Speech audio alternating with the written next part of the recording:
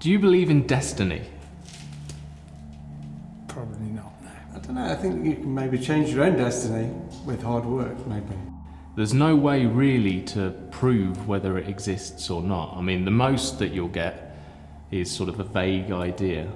Like if you were to see a virtuoso concert pianist, you might understand that his calling is to tickle those keys. But for the rest of us, it's pretty much impossible to know whether we're on the path we're supposed to be or not. Some people, though, do believe in destiny. They believe so much that they put all their money down on the roll of a dice or the deal of a card in a casino. Inside of my wallet, there's a single folded playing card. And in a moment, you're going to name a single playing card. But we're going to do this in an interesting way. So Raf, if I could ask you to close your eyes, and I want you to imagine seeing two giant doors in front of you. They swing open to reveal a glamorous room, a casino. You walk forward directly to a card table where a dealer is setting up for a game that you've never seen before. He's dealing out all of the cards into two piles, one of which contains all of the spot cards, the ace through 10 of clubs, hearts, spades and diamonds. And in the other pile, of course, is all of the picture cards, the jacks, the queens, the kings of clubs, hearts, spades and diamonds. And you're going to get the opportunity to take one of these off the table. Either the picture cards or the number cards, it's up to you. Picture cards. The picture cards. I want you to spread those cards in front of you, and you'll notice there's two distinct colours there. There's red cards and there's black cards. Again, just choose which ones you want, either the red cards or the black cards. We'll go for the reds. Perfect. So you can throw the blacks over your shoulder, they no longer exist. So now, in your hands, you've just got the jack, queen and king of hearts and diamonds. Yep. This time you're going to eliminate two of these values. So you're going to eliminate all of the jacks, all of the queens, all of the kings. Choose any two. Queens and kings. We'll go for the queens and the jacks. The queens and the jacks are gone. So all you've got left is the king of hearts and the king of diamonds. You can open your eyes. As promised, inside here, one single folded playing card. You're going to make one final choice. Which card would you like to eliminate? Either the king of hearts or the king of diamonds. So eliminate the king of diamonds. So that would leave you with the king of hearts. Yeah. I did say it'd be almost impossible for you to get this. But perhaps destiny does exist after all. So, if I was to ask you if you believe in time travel, I imagine you'd say no. But it's not like it is in the films. You see, to me, real time travel is when you are clearing out stuff from your family home and you find an old box, and inside the box is an object or an item that you haven't seen or even thought about for years. And the moment you pick up that item, you're instantly transported back in time to another moment in your life. And suddenly your head fills with emotion and memories, and your heart just bursts with all of those same feelings again. And you relive the moment once again. And then after a time you fade and you come back to the present moment, only this time you feel different. Now those might just be memories, but what you're feeling is undeniably real. And this is also why some people keep little memory boxes, so they can store things from their life, so they can relive these moments again. And I want to try something based on that. So, Fee, could you please think of something from your life, something from your past, an object or an item that you maybe haven't seen or thought about for years. Something that if I was to place it in your hands right now, it'd give you those same feelings that I just explained. Can you think of something? Don't tell me what it is, but if you could... Yeah, no problem. Something that's important to you. It doesn't have to be something that you still have, just an item from your past that's important to you.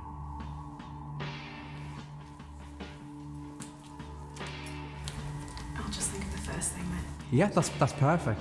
So here's what we'll do. I'm going to hand you a piece of paper and a pen, And I'm not going to look, and don't show the cameras either, but I want you to draw a very basic picture of whatever this thing is. It doesn't have to be perfect or detailed, just as long as it's recognizable so we can show the camera at the end. And when you've done your drawing, you can write underneath it if you want to. You can write what it is, but when you've done it, turn it over, and we'll stick it back in there and we'll continue. All right? So I'll leave that with you along with the pen, and I won't look, and don't let anybody else see. I'm not a very good drawer, but I'll do it. Nobody is a worse artist than me, don't worry.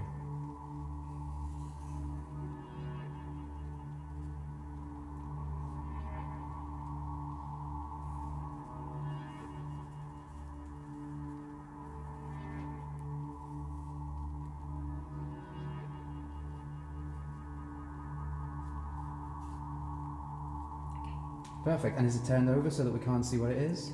Excellent. Now I promise I won't look, otherwise there'll be no point in us doing this. Perfect, and we'll stick it inside there. You see, this is going to represent the box. For this to work, your memory has to spend some time in the box. Can you recap the... Oh, you've done it. Can you hold your hand out like this for me? And we'll leave this there. I'll get rid of the pen and place your other hand flat on top. All right then. So just think about this item, whatever it is, and pay attention to any feelings you get or any memories that appear in your mind, any people connected to it, and any emotions that you associate with this thing. And it's my job to simply observe, not what I can see, but what I can feel. All right, and I'm noticing a change in you already. Now there's a smile on your face, so this is something from your childhood. This reminds you of being a kid. There's a sense of joy here, but also a sense of loss. This is something that feels like it went missing a long time ago, but you still have it safe somewhere. There we go. Actually, you can open your eyes for a second for me. I'm gonna write down a couple of things that I'm seeing. If this was in front of you right now, it wouldn't talk to you, would it?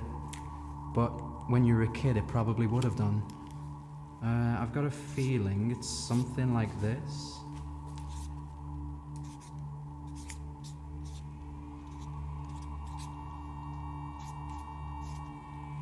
Okay. You have to forgive my terrible art skills. All right. So if you could just lift that hand for a moment. I'm going to do a little swap. And don't look just yet.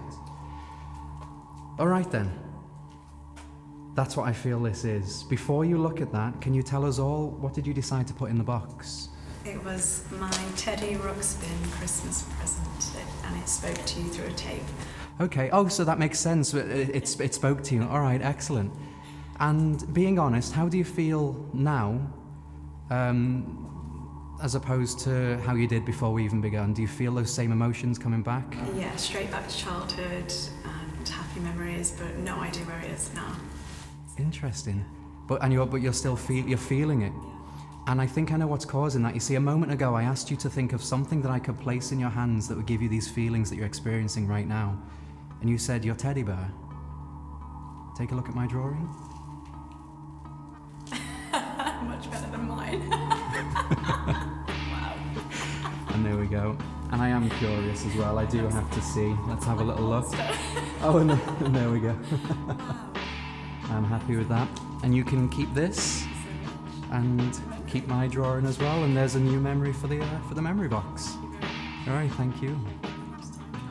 Yeah, absolutely.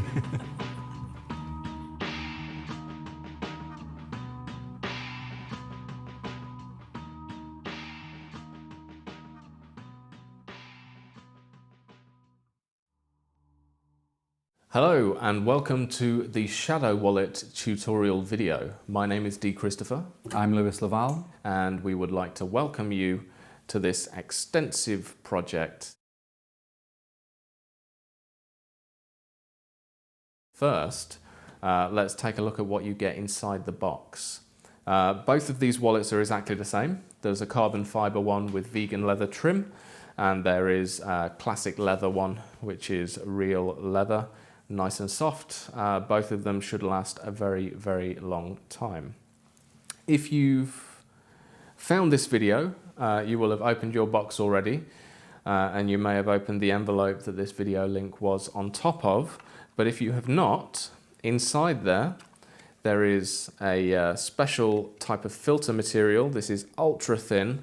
This is the same kind of stuff that they use for iPhones and stuff like that, but I've had it cut exactly to fit inside the ID window of the Shadow wallet. So it fits in there snugly. You can get it out if you want to, but it's not going to accidentally fall out because I've had it made exactly to the correct size. So what that will allow you to do is look directly at the peak, but to everyone else around, it's going to seem like it's just a black, empty pocket. So, as well as that, of course, you'll get your wallet, either the leather one or the carbon fiber one. And you'll also get a number of cards. Ignore the rest of the stuff that's inside the box. I've just set up a couple of things to make this quicker so you don't have to sit there and watch me folding up cards. These are my sample cards. Your ones will be just as thin. This is about half the thickness of a normal playing card, just to keep the profile of the wallet down. But the difference is these are quite smooth, whereas your ones, I've had them made with the same linen finish that you find on bicycle cards. So when you open it up, it'll look exactly like a normal card. The only other difference is that the backs will be different. This is like a normal maiden back that you might be using decks like that in your regular performances, but it's very important, and I'll talk about this later on, that the cards inside the wallet are of a contrasting back. And because of that, I had my friend Destino draw up a brand new design which is unavailable to buy, so that it's going to contrast every deck on the market. So yours will have a nice blue back that has sort of the same kind of feeling as an Aladdin back, but the cards will be exactly the same. If you look closely, or not that closely, if you look at the faces, you'll notice that the court cards are mispipped.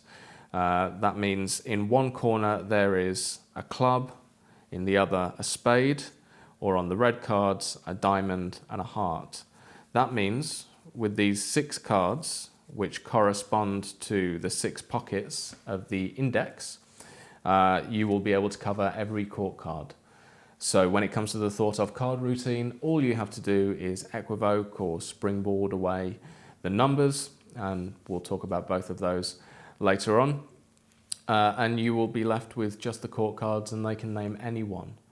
And it will be inside your wallet. You don't need to steal or load or anything like that. It's ready to go at a moment's notice, 24/7. So with these cards, you're going to fold them into quarters. I've pre-folded these, as mentioned, so that you don't have to watch me sit down and fold perfectly a bunch of cards. The only thing you need to know is fold it once, fold it twice, try and make it fairly neat, and you'll be good to go. These are going to go in the index. Now, I don't know how clear this is on the camera, because I've had this made black on black so that it is as invisible as humanly possible. So inside here you have 6 pockets. You've got 2 at the top, 2 in the middle, and 2 at the bottom. You're going to place the 2 jacks, so Jack of Hearts, Jack of Diamonds is going to go into this pocket like so. Jack of Clubs, Jack of Spades is going to go into the left-hand pocket with the ID window facing you. Then you'll take your 2 queens. Again, I've just folded these up as neatly as possible. There is space inside of the pocket, so even if you wanted to use normal cards for a different trick, like you could set up Colossal Killer in here if you made use of the front pocket and the back pocket for the other 2 options. But in this instance, we're using these thin cards. So clubs and spades, again, that's going to go directly underneath the Jack of Clubs and the Jack of Spades. So it's going to be, I'll take the filter out for this, it's going to be in the middle pocket. And is this the same colour on both sides? So all of the red cards on one side, all of the black ones on the other? Exactly. So we've got Jack, Queen, King, black on my left-hand side with the ID window facing me. and red, Jack, Queen, King on the right-hand side. So here's our two kings. So this is black. So this is going to go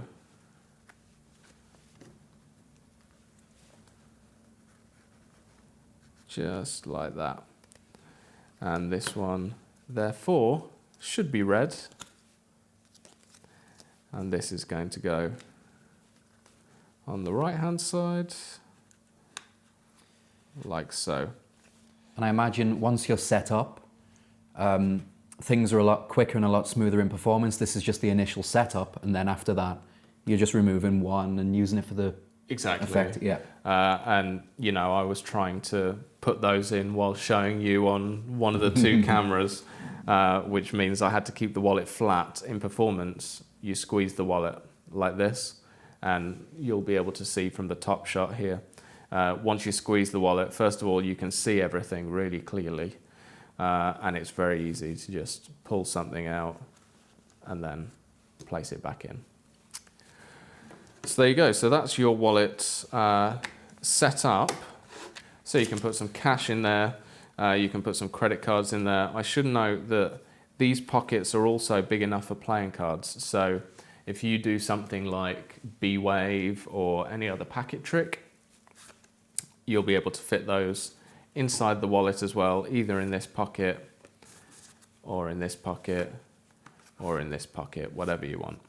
Another nice subtlety here is inside where the index is, there's two pockets. There's a pocket in front and a pocket behind. So what this means is that you can take a note. I usually fold it kind of like this, so it's offset, so it fills the whole pocket, just like that. And the same with the other note. We'll offset it and we'll throw it behind the index.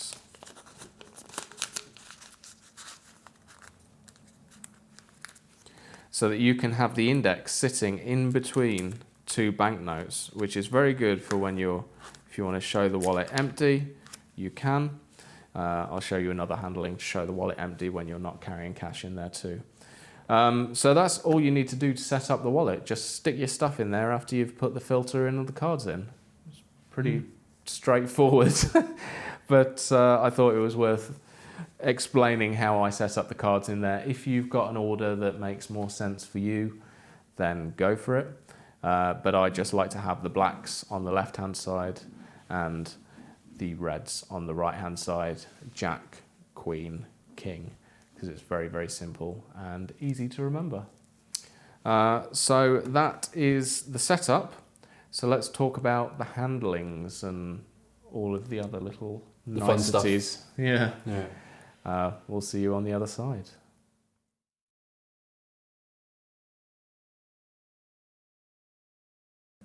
Okay, so let's assume you've got your wallet set up. For the thought of card presentation, you don't need anything else, but there are some other routines later on in this where you will need one or two extra things, mainly business cards of some kind.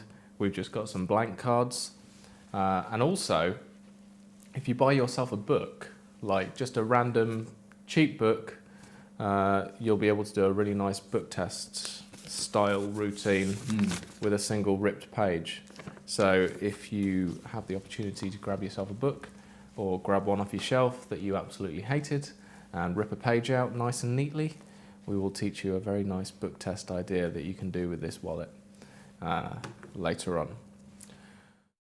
Okay, so let's say you've got all of the cards in your wallet, you've got the filter in your wallet, you may have populated the rest of the wallet with your credit cards and cash and whatever else you want to put in there. I'll be leaving it empty so it's nice and easy for you to see everything. I'm going to be talking about the cards in the setup I mentioned, the blacks on the left, the reds on the right, Jack, Queen, King. The two main uses for this wallet, of course, is the index and then the peak. So we'll talk about the peak later on and we'll talk about the index now. So the way I do this is using an equivoke. Because we've got all of the court cards in the wallet, we need to get rid of the numbers somehow when someone's going to think of a card. So I'm going to show you a performance of this, first of all, and then we'll break it down. So, Lewis, I have inside of my wallet a single folded playing card. Okay. And in a moment, I'm going to ask you to name a playing card out loud. But we're going to find this in an interesting way because, of course, as you know, with the words that I say, the actions that I make, I can probably influence your decision quite substantially. So we're going to discount that by getting you to do a little visualization. You will make all of the choices and you'll gradually whittle down the cards. Let's do it. So I want you to imagine that you walk into a casino. The doors swing open and it reveals a card table in front of you. A dealer is setting up for a game that you've never seen before. He's dealing out the cards into two piles, one of which contains the number cards, ace, 2, 3, 4, all the way up to 10. And the other pile contains all of the court cards, the jacks, queens, kings of clubs, hearts, spades, and diamonds. Okay. You've got the opportunity to take one of these off the table. Which one would you like to take? The picture cards. The picture cards. So you take them off the table, you spread them in front of you, and you're going to reach out, take one with your other hand, and all the others are going to drop away. Which one would you like to take? The Jack of Diamonds. The Jack of Diamonds. So from an entire deck of cards, you went through this visualization, you decided to pick up the court cards, you decided to focus your attention on the Jack of Diamonds. No other cards exist. In the same way that no other cards exist inside of my wallet, except for one, the Jack of Diamonds. Nice. And at this point, you can even show the wallet empty. So that's a very basic presentation. You will have seen a more elaborate version of this in the performances, but it can be nice to be very direct sometimes, just quickly get to the point. So that's what you will say if they choose the court cards. But let's say you're doing this equivoke and they choose the numbers. If you haven't learned an equivoke before, it's a very powerful technique. And I like specifically what you say as well. You've been given the opportunity to take one of those off the table. That's great. I love that. The way I thought about that, it kind of feels like something. If they were to take off the table the court cards, of course, you say pick those off the table. You sort of Yeah. So it sounds like you're saying, so you've got the two piles, the court cards and the number cards. You said you've been given the opportunity to take one of those off the table, but you tell me, what did you take? If they say they've taken the picture cards off the table, then you can go into what you just did with me a moment ago, where they spread through and they choose one. But because of the way you've said it, when you say you've been given the opportunity to take one of those off the table, if they say they've taken the picture cards, the number cards, you've said great, and they're now gone from the table. Exactly. So all you are left with now in front of you on the table is the picture cards, the jacks, kings, and queens. I love that. So as long as you get rid of the number cards, the routine will work. Yeah. So let's go through another quick performance so that they can see exactly how I deal with that. Because I'm sure most of the people watching this have used some kind of magician's choice or equivoke in the past. But for those of you that haven't, it takes a second to get your head around. But basically, you're going to be editing the words that you say to leave them with what you want them to be left with. Yeah. So this time Lewis is going to tell me he wants to take the number cards off the table. So you walk into a casino, the doors swing open, and immediately you see a table. The dealer is dealing down the cards into two piles, setting up for a game that you've never seen before. In one of these piles, he's placing all of the number cards, the ace, 2, 3, all the way up to 10. And in the other pile, he's placing all of the court cards, the jacks, the queens, the kings of clubs, hearts, spades, and diamonds. You've got the opportunity to take one of these off the table. Which would you like to take off the table? The number cards. The number cards. So the dealer packs up all of the number cards. Those are taken off the table. And now, in front of you, you've just got the court cards, the picture cards, the jacks, the queens, the kings of clubs, hearts, spades, and diamonds. These are face up, so I want you to mix them around the table and you're going to pick one of those up. That's going to be the card that you name. Which card do you pick up? King of clubs. The King of Clubs. And I mentioned inside of my wallet, I have a single playing card. You can see the wallet is empty. Yep. And you chose the King of Clubs. Wouldn't it be a coincidence if that was the exact card that I had inside of my wallet? And so that's the thing. You're just very careful with your wording at the beginning to make sure it's clear to your spectator that they are only left with the picture cards. So whether they choose to take the picture cards off the table, they now have them in their hands. If they choose to take the number cards off the table, you just kind of reframe what you're saying as though, great, they're gone from the table. So all you're left with in front of you is the jacks, the kings, and the queens. Exactly. So, that's really nice. You know, another option, a popular option, is to say, I want you to imagine that you've got an invisible deck of cards. They're spread out in front of you. They're separated into the picture cards, the jacks, queens, kings, of clubs, hearts, spades, and diamonds, and the number cards, ace through to 10. And it's important that you mention that ace is a number card. Yeah. Because the ace of spades and sometimes the other aces in a deck of cards have elaborate designs. So we don't want them to think of the ace as a picture card. We want to make sure that they know it's a number card because aces aren't represented inside here. Another easy way of doing this is to simply say to them, I want you to imagine I've got a deck of cards. In one hand, I hold all of the number cards, ace, 2, 3, right up to 10. And in the other hand, I have all of the jacks, the kings, and the queens. And imagine taking one of those from me. But you tell me, what did you take, the picture cards or the number cards? We'll say the picture cards. Excellent. So if you've got the picture cards, spread through them, hold on to one and drop the rest to the floor. But now tell me, which one are you holding? So there's another great way to get straight down to the picture cards. If you've said to them, I want you to imagine I've got the two piles, the number cards here and the picture cards here. Take one of those from me. I'm going to take the number cards. If they say numbers, I say, excellent, so you've left me holding just the jacks, the kings, and the queens. Now I want you to imagine I've dropped all of them to the floor and I'm left holding just one of them. What am I holding? The jack, the king, or the queen? Of clubs, hearts, spades, or diamonds. And there it is, straight away, I'm down to this. So you just make it seem like whatever decision they make, whatever happens next is because of that. So all I've got to do is get rid of those number cards. So if I've said, imagine taking one of those from me, I'm not saying imagine choosing one, because when they make a choice, they feel like that's now theirs and you have to do something with it. I say, imagine taking one of them from me. If they choose the picture cards, they now have them, so this happens in their hands. If they take the numbers, I kind of bring my hands up and say, and you've left me holding just the jacks, the kings, and the queens. Now imagine I've dropped all of them to the floor, but I kept hold of just one. But you tell me, what am I holding? Suddenly now, they've forgotten about that. It just felt like you were trying to lead them towards making a choice. I mean, the key thing is you need to understand that they don't know what's going to happen next. And that's essentially, when you boil it down, the concept of equivoke is they don't know what line you're going to say next. So you can reframe it however you'd like. Just make sure it feels natural, whatever you say. I mean, you've got the idea of the casino taking them off the table, which is a really nice line.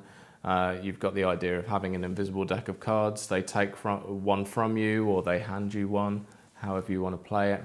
There's tons of work on equivoke in various places around all of the magic stores, but there's a couple of options for you. So yeah, an important handling note, and you will have seen me do this, obviously when you're performing with someone, you're not sat side to side with them looking at a camera, so I'm sure Lewis could see exactly what I was seeing if we were face to face. Because right now, it might not look that close on camera, but right now, we're ridiculously close. Tickling one another's knees. So yeah, he will have seen what I saw, but when you're face to face with someone, all you need to do is put the mouth of the wallet towards you, and you'll notice that I squeeze like this, and when I squeeze, it opens up the wallet. No matter what's in there, even if there's a credit card in there, it'll still open up enough for you to see, and it makes it super easy for you to take out the appropriate card, and it just gives you that sort of clarity of exactly where you're going. So your fingers on one end, one short end, your thumb on the other short end and just squeeze. And that opens up the wallet so you can get inside and easily take out any playing card you like. I think another important thing to mention is when you're opening the card, you need to, of course, see the suit of the card and then reveal it to them in the right way when you... Yeah, so let's say you named a red king. Yeah, King of Diamonds. King of Diamonds. So I squeeze the wallet, I go inside, and I pull out, because I know that the kings are at the bottom and the red kings are on this right-hand side when I've got the window towards me. So I go inside, pull that out, and now this is the important thing. I open it up like so towards myself. So the back would be facing the audience member. And that gives me an opportunity to see the orientation of the card. So he said King of Diamonds. So what I'm going to do is take my fingers and place them over the heart and turn the card over like that. And that's another thing as well, like because you folded this card like this, when you turn it over, if it wants to do that, just take your finger and just pop it like this and put a little bit of pressure diagonally here, and that'll keep the card open. So yeah, he said the King of Diamonds, so I'm going to turn my hand like this, place my fingers over the other pip, turn the card over, revealing the King of Diamonds.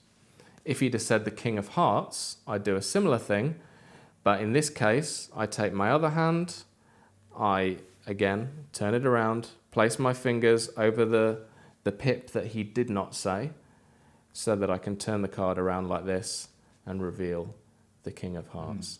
And it works that way for all of them. And so no matter which suit they name, because you don't have to open the card in the same way, you don't have to worry about, oh, which way round is it in the wallet?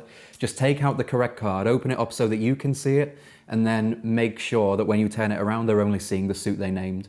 So if they said diamonds, for example, when you open that one up, so I'd open it up towards myself. you're just going to see where diamonds is, and if it's in the bottom corner, you know which way to, you know you're going to, essentially you know you're going to cover the heart in this case. Yeah. It just depends on if it happens to be in that corner or that corner. Yeah, so like this, if it's in the top corner, if it's in the bottom corner, like this, so you're covering the top corner. If it's like this with diamonds at the top, I just use my other hand and turn it like that. So it's very simple. We're going into a lot of detail on stuff that's very, very simple, but just in case. Yeah, just I mean, in case, yeah. You know, some people haven't dealt with misindexed cards before, and they're a super, super powerful thing. I should also give a credit here. I've performed B-Wave for years, Max Maven's effect. So good. And that uses a mispipped card. But a friend of ours, Patrick Kuhn, who's a fantastic creator, he released a trick called Instagrab, which uses an index, and he uses 6 cards in this way to cover all 12 court cards. So he does a very similar thing with that. So I obviously reached out to Patrick when I found that out, and he was kind enough to give us his blessing to use this method inside of my wallet. So thank you very much, Patrick. I'll be sending you one of these when they all land. But yeah, so that's the thought of card in wallet. It's super simple, but it can be very, very powerful, and especially if you put everything into the performance. One thing that I would say when I originally started performing this, I had them close their eyes, and if it's just one-on-one and you get someone to close their eyes, they might think you're somehow sneaking the appropriate card into the wallet. So only do that if you're going for an elaborate visualization. If you've got the group around you and you know there's more than just one person, because that'll dampen the reactions massively. Just have them keep their eyes open. Unless you've got a big group. Yeah. And the nice thing is, if you are going for a more elaborate presentation where you're taking them step by step, where they sort of decide each aspect of the card they want, a great thing is you're definitely performing this on one person, but if there is a group, you can say to everybody else, now follow along and you'll see why at the end. So then by the time you get to the end and you're about to do the reveal for this one person that you've definitely been performing for, before you show this to everyone, so they've named their card and you have it in your hands, you can then say, but before I show you this, I just want to show you that this is different for everybody. For example, what card did you end up with? What did you end up with? And if they're sort of making up their own decisions, they're choosing their own suit, because if they miss the part at the beginning where you're forcing the picture cards, because they might just decide for themselves they want the number cards, everybody around you will have their own card that could be any card in the deck, and it just looks even more impossible when the one person you've been performing for names the card that was in your wallet. Yeah, an important note is this wallet is so thin, so you can make note of that. Obviously, I can't fit an entire deck of cards in here. I can only fit one card. So that could be a nice line to throw in there. I don't say it personally, but I remember Mark Oberon with his Bang On had a really nice line where he'd take the appropriate wallet, open it up, and about to tip out the appropriate card, and he'd say, now obviously I don't have 52 pockets or wallets, just one wallet, one card, one envelope. Yeah, that's nice. And tipped out. It was just a really, really nice way of doing things. You can apply something similar to that. Obviously I can't fit an entire deck of cards in here. I mean, this is like, even when it's fully loaded with everything, it's less than 3 millimeters thick. So, or like, I don't know, how much is that in inches? Like 1/4 of an inch maybe, or 2/3 of an inch? I don't know. Either way, that's super cool. So yeah, I'm trying to think, is there anything else we need to just one more thing. So in your longer presentation, there's one thing that you do that changes the rest of your story or the rest of your instructions depending on the decision they make at the beginning. Yeah. So if they've taken the number cards off the table, now to get to the card, it's almost like a process of elimination. Yes. So if the number cards have been eliminated at the beginning, now it's like, okay, we have red cards and black cards, now eliminate another. So you're just remaining consistent, because there's one thing that I see with these Equivoke style routines is the performer not being very clear on what the spectator's decision will mean once they've made it, if that makes sense. So you're kind of ambiguous with the very first one, but then after that you're very clear with your spectators what their decision is going to mean. So you're not just saying to them, name red or black, and they name a color, and you're saying, great, we'll get rid of that one, now name a color. And you're making it very clear. Yeah. It's as if like this is what you were going to say anyway. So for example, if their first decision was an elimination and not a choice to keep, now every other decision should be an elimination, because the thing is, once you've got the picture cards in play, it doesn't matter if they name a jack, a king or a queen, or it doesn't matter what suit they name or even what color they name, just as long as the rest of their choices feel the same, as long as they're consistent with the first one. Yeah. So let's let's go through an example. Rather than us just going blah blah blah, we'll do 2 quick performances now, and I'll do the full Equivoke procedure, which is good if you want to really build things up and make it into something more elaborate. The doors swing open. We're in the casino again, guys. Love this place. We're going to walk up to that card table. The dealer once more is setting up this special card game we've never seen before. He's dealing out all of the cards into 2 piles. The ace, 2, 3, all the way up to 10 of clubs, hearts, spades and diamonds, all of the number cards. And then in the other pile, of course, he's putting all of the court cards, the jacks, the queens, the kings of clubs, hearts, spades and diamonds. The first choice you're going to make, you've got the opportunity to take one of these off the table. Which one would it be? Number cards. The number cards. The number cards are taken off the table. You're left with just the pile of picture cards. You're going to separate these out. You're going to spread them across the table, and you'll notice that there's 2 colours. There's all of the black cards, so the jacks, queens, kings of clubs and spades, and all of the red cards, the jacks, queens, kings of hearts and diamonds. Once more, you're going to eliminate some of these. So which one would you like to eliminate? The reds. The reds. The reds are gone. Now you're just left with 6 cards, the jacks, the queens, the kings of clubs and spades. So you're going to get rid of 2 of these values, whichever you'd like. Let's get rid of the jacks and kings. The jacks and kings. So you're left with just the Queen of Clubs, and the Queen of Spades. As mentioned, inside of my wallet, I have a single folded playing card. Which one of these would you like to eliminate as your final elimination, leaving just one card on the table? The Queen of Clubs. The Queen of Clubs. So the only card out of 52 cards left on the table, all of your choices led to the Queen of Spades. Nice. So notice how, because my first choice had to be an elimination, we had to get rid of, because I chose the numbers, we had to get rid of them. Every other decision after that Dee gave me was also an elimination, because now it makes sense. Because now I got rid of the number cards, so now it only makes sense that I'm going through a process of elimination. I'm removing more and more cards each time to find just one card at the end. And what's nice is, because both suits are on each card, you can then take the card out of the wallet and hold it up so the back of it is facing your spectator before they make that final decision. Because no matter, when you're down to just those two suits, no matter which one they say, you can turn it around and show them, which is really nice. Exactly. I think that makes it... That's the thing. The card is right there in your hands when they're making that final decision. And that's nice because no matter what they think afterwards, the one thing it comes down to is, well, what if I'd have said clubs? Because the card is right there in your hands and it's nice and clear. I love that. It's such a great thing. Yeah, it's a super powerful. And so very quickly, what happens now if I'd have taken picture cards? Okay, so let's go through it again. Casino, dealer, 2 piles. You're going to know this script off by heart. I'm trying to change it up a little bit every time, and that's an important thing about scripting is I write out scripts, but then every time that I say them is generally a little bit different, just depending on who I'm talking to, how I'm feeling.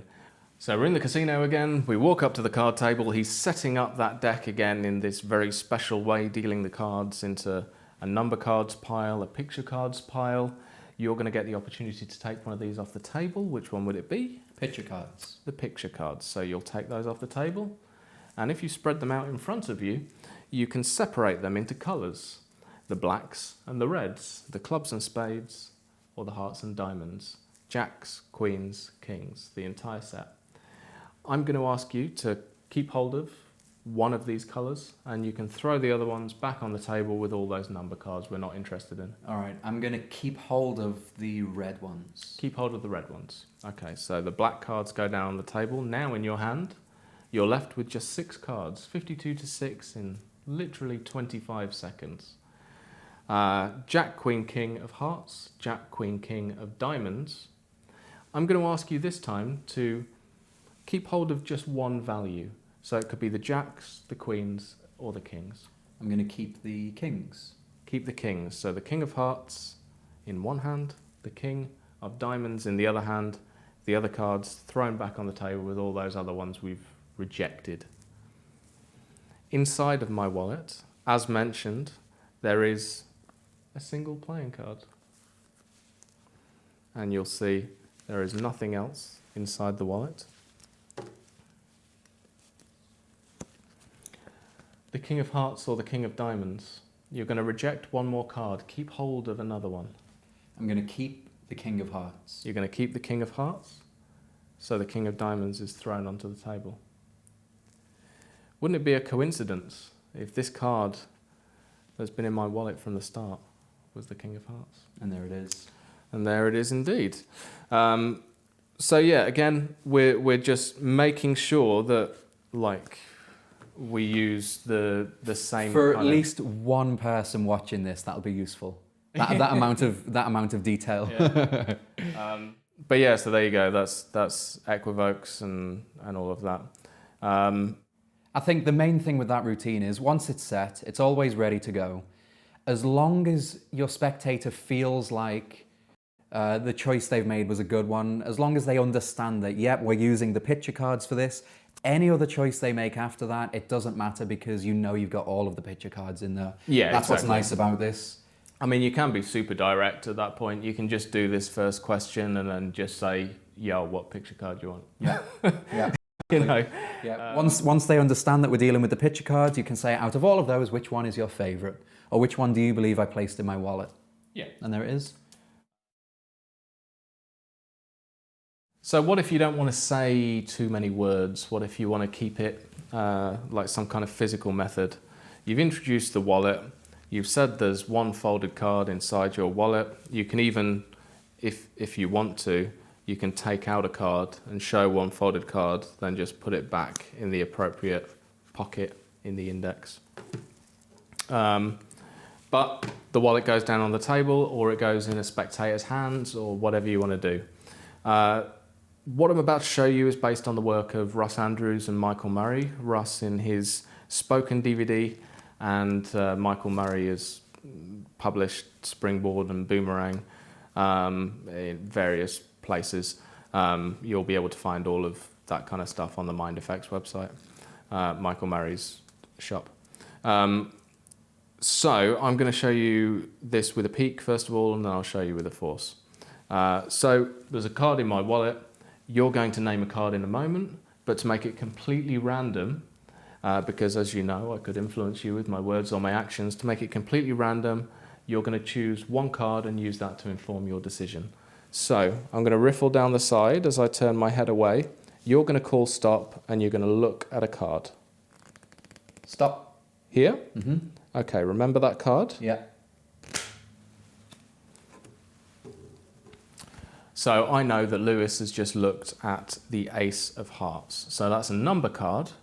So what I'm going to say now is I'm going to go, okay, that card that you saw, it will have been either a number card, an ace through 10 of clubs, hearts, spades and diamonds, or it will have been a picture card, a jack, a queen or a king of clubs, hearts, spades and diamonds. If you saw a number card, I want you to think of any picture card. If you saw a picture card, I want you to think of any number card. Okay. So do that for me now. Yeah. Inside here, one folded card. What's the card you're now thinking of? Jack of spades. The Jack of Spades. Inside of here, as I mentioned, I have one folded card. The Jack of Spades. Nice. That's really nice. Yeah, that's good, isn't it? Yeah. So the way I did that was using a peek. I think it's Ed Marlowe. All you're going to do is hold the cards in a normal dealer's grip, but you're going to turn them up like this so the faces are facing your spectator. You're going to turn your head away, and all I'm going to do is place my thumb here so that I can riffle down this corner. This is the corner which has all of the indexes on. So we go through, you say stop. So Lewis has stopped me here on the 8 of spades. Now I'm going to reposition my fingers. I'm going to open this up a little bit more, and I'll punch in here. I'm going to open this up a little bit more, and I'm going to stick my little finger in here. And this doesn't have to be subtle. It can be quite a big finger break. And once I'm certain he's got the card, I'm just going to do that and let all the other cards fall. Now, I'm going to turn the deck over and remove my finger. And by turning the deck over and removing my finger,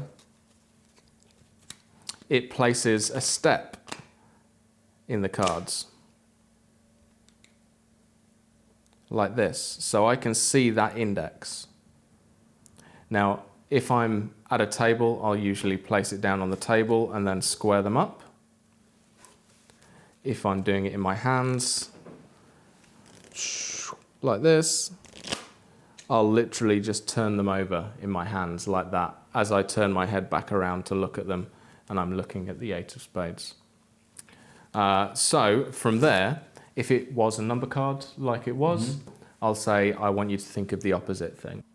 Yeah. That's making sense. So if you know they looked at a number card. Yeah, you'll say the lines that I just said. So you'll say, if you saw a number card, you're going to think of any picture card. If you saw a picture card, you're going to think of any number card. And of course, because they're thinking of a number card, they're going to have to think of a picture card. Exactly. But just don't forget to include that second part. Just because you know that it's a number card, they don't know you know. And what I mean by that is, if you pick a number card, don't just say to them, great, And if you're thinking of a number card, think of any picture card. And then don't just stop there, you've got to say the other part as well. Yeah. But if you saw a picture card, think of any number card. You got to remember to give both. Yep. Yeah. So let's say you stopped at a picture card. So I'm going to do this again. You'll have to literally, I'll do this slowly. So you definitely stop me on a picture card. Stop. Here. No. One more. No. One more. No. Stop. Here. Yeah, there we go. Okay. So Lewis is now looking at a picture card. I've just broken it and placed my finger inside. I'm going to let these go and I'm going to turn the cards over, and that reveals to me the King of Diamonds. So Lewis is now thinking of a picture card. So I'll say, okay, so you've got a card in mind. As I said, this is going to inform your decision. If you saw a number card, think of any other number card. If you saw a picture card, think of any other picture card. And then you go on from there. So if they see the thing that you want them to see, you say, think of another one of that thing. If they see the opposite, you tell them to think of the opposite.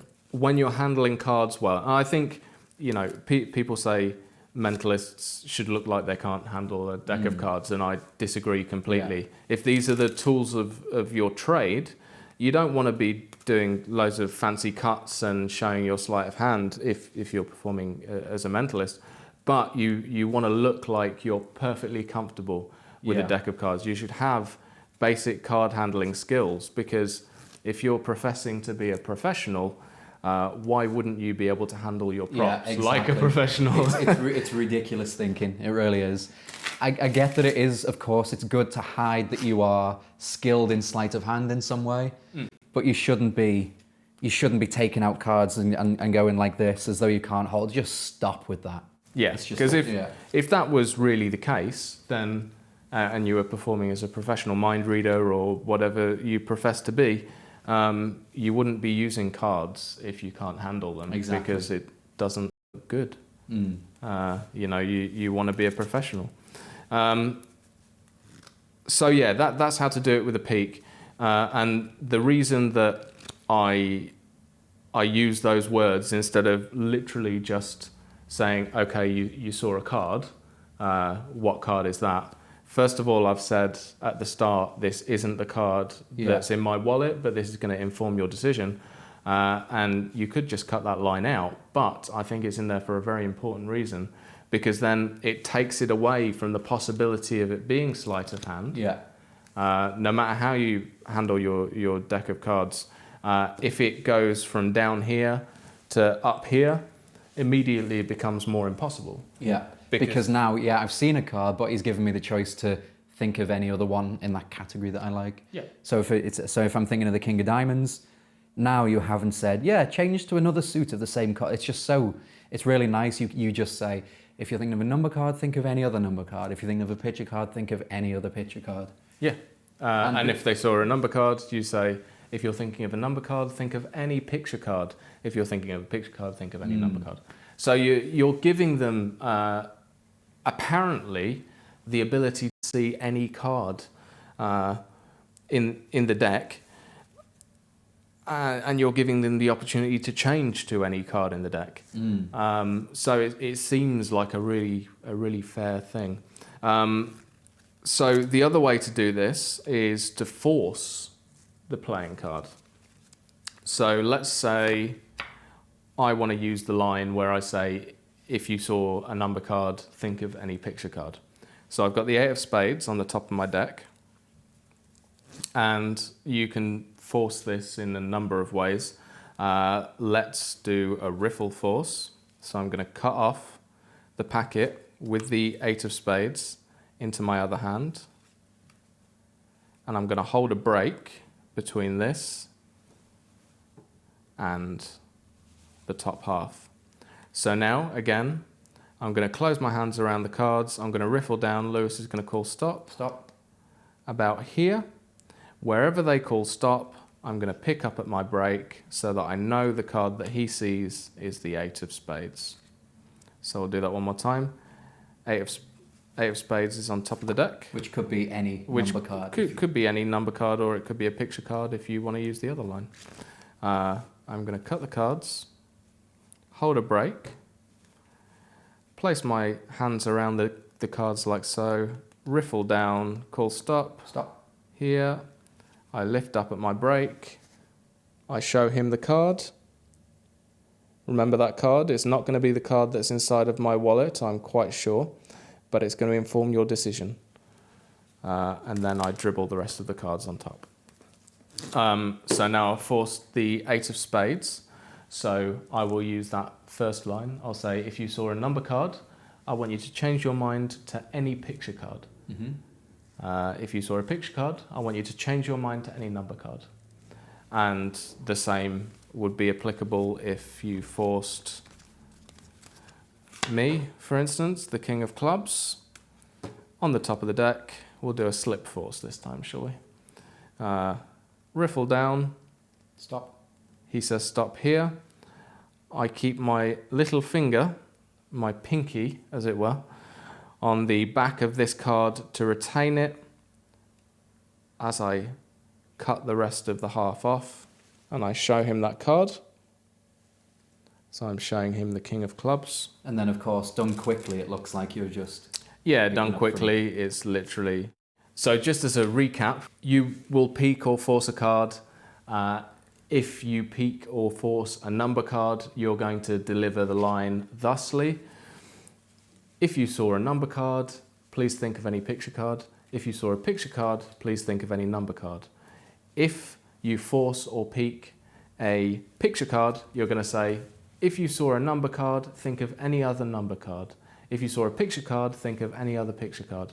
And that's really all you need to know to use a deck of cards in this.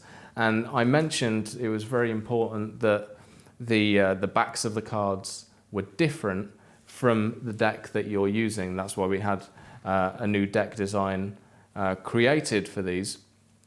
And that's because you don't want people to think that somehow you've snuck the card out of the deck and placed it inside of your wallet. And the thing is, only you know that you've got 6 cards in there.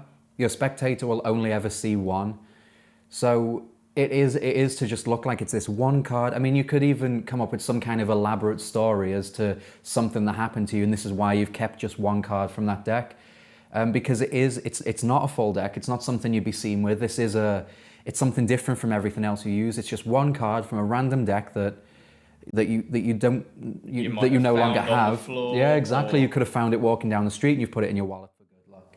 One story that a lot of magicians use for various things is how they got into magic. So this is a good excuse for if somebody asks, how did you get into magic? So I'll explain it for you now. You could say, I could tell or I could show you. Yeah. Cheesy lines. And it'd be central. great if it said, oh, do you know, you couldn't do this, but it'd be great if on the face of every one of these cards, or even on the back, if it said, and that's how I got into magic. So that when you show it, it's like, and in answer to your question, here it is. There you go. Gold. Pure gold. Yeah. But so if you wanted to use a story like that as an excuse for having a single playing card in your wallet, I mean, you can quite happily say, it's my favorite card, it's my lucky card. But if somebody asks you, how did you get into magic? You say, a magician once showed me a trick as a child, and he had a single card folded up in his wallet. He asked me to name a card. He pulled that single card out of his wallet, opened it up, and it was that card. And that very card, he let me keep, and I keep it in my wallet, just on the off chance that somebody is going to name that very card. And you can build a story like that, which that'd be pretty cool. That's really nice, but it might also be worth saying, and that card is, he let me keep that card and it's in my wallet. And I keep it with me every day as a reminder of how all of this began for me. Because at the end, you don't want your spectator saying, and now can I keep it? Yeah, that's true. Like, no, not this one. It's my one. Yeah. Yeah. There's so much. I mean, it's a card in your wallet. And I like that the thing is, the details you've gone into for making these, they're so thin. Because before Dee told me he was having these cards made, I was thinking that's a ridiculous amount of detail. So I just took 6 random standard thickness cards, folded them up, and I stuck them in the index, and then I was kind of like, oh yeah, maybe it's a good idea that you're making them thin, because you can do it, of course you can, and then if you sit on the wallet, it squashes it down. But having the thinner cards in there just makes that much difference. It just gives you that much more space in the wallet, and it helps the wallet stay a little bit flatter as well. I think, like, I mean, you know, we spent so long developing it. I don't know how many samples I had made, but yeah, I'm very happy. I mean, like, initially it was just this design with a peak. Then I had the idea of putting an index in there because I love thought of cards in wallet. I performed Colossal Killer for years and years until I started using these tiny little wallets.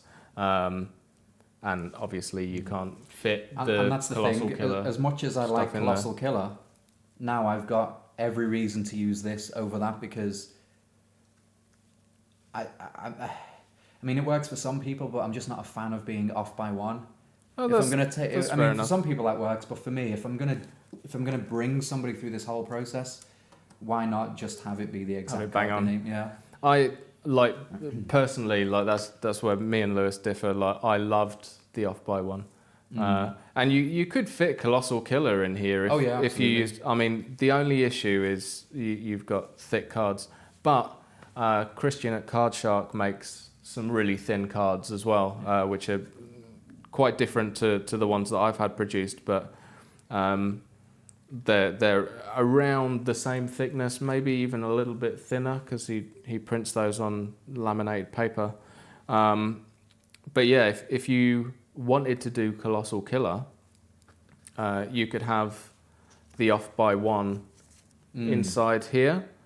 So you either open it like this or whatever and use normal cards. I'm not going to go into the method of Colossal Killer Yeah. because I've not spoken to Kenton about. But if you wanted talking thin about that. cards, really thin cards, you can buy them. Of course, they're going to be ungimmicked, but that you don't need gimmick Yeah, cards. if you're doing something like Colossal Killer, you know, or if you want to equivoke all the way down, you can just buy Christian's cards at Card Shark, and they're great. I use his parlor size alphabet cards with the really thin stock for like a really cool trick. But again, I've not spoken to Christian, so I don't want to go into his methods or into Kenton's methods.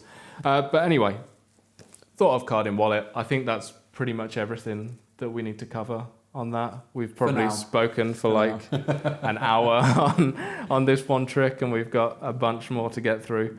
So let's take a quick break, and then we'll come back, and Lewis is going to teach you how to peek with this wallet.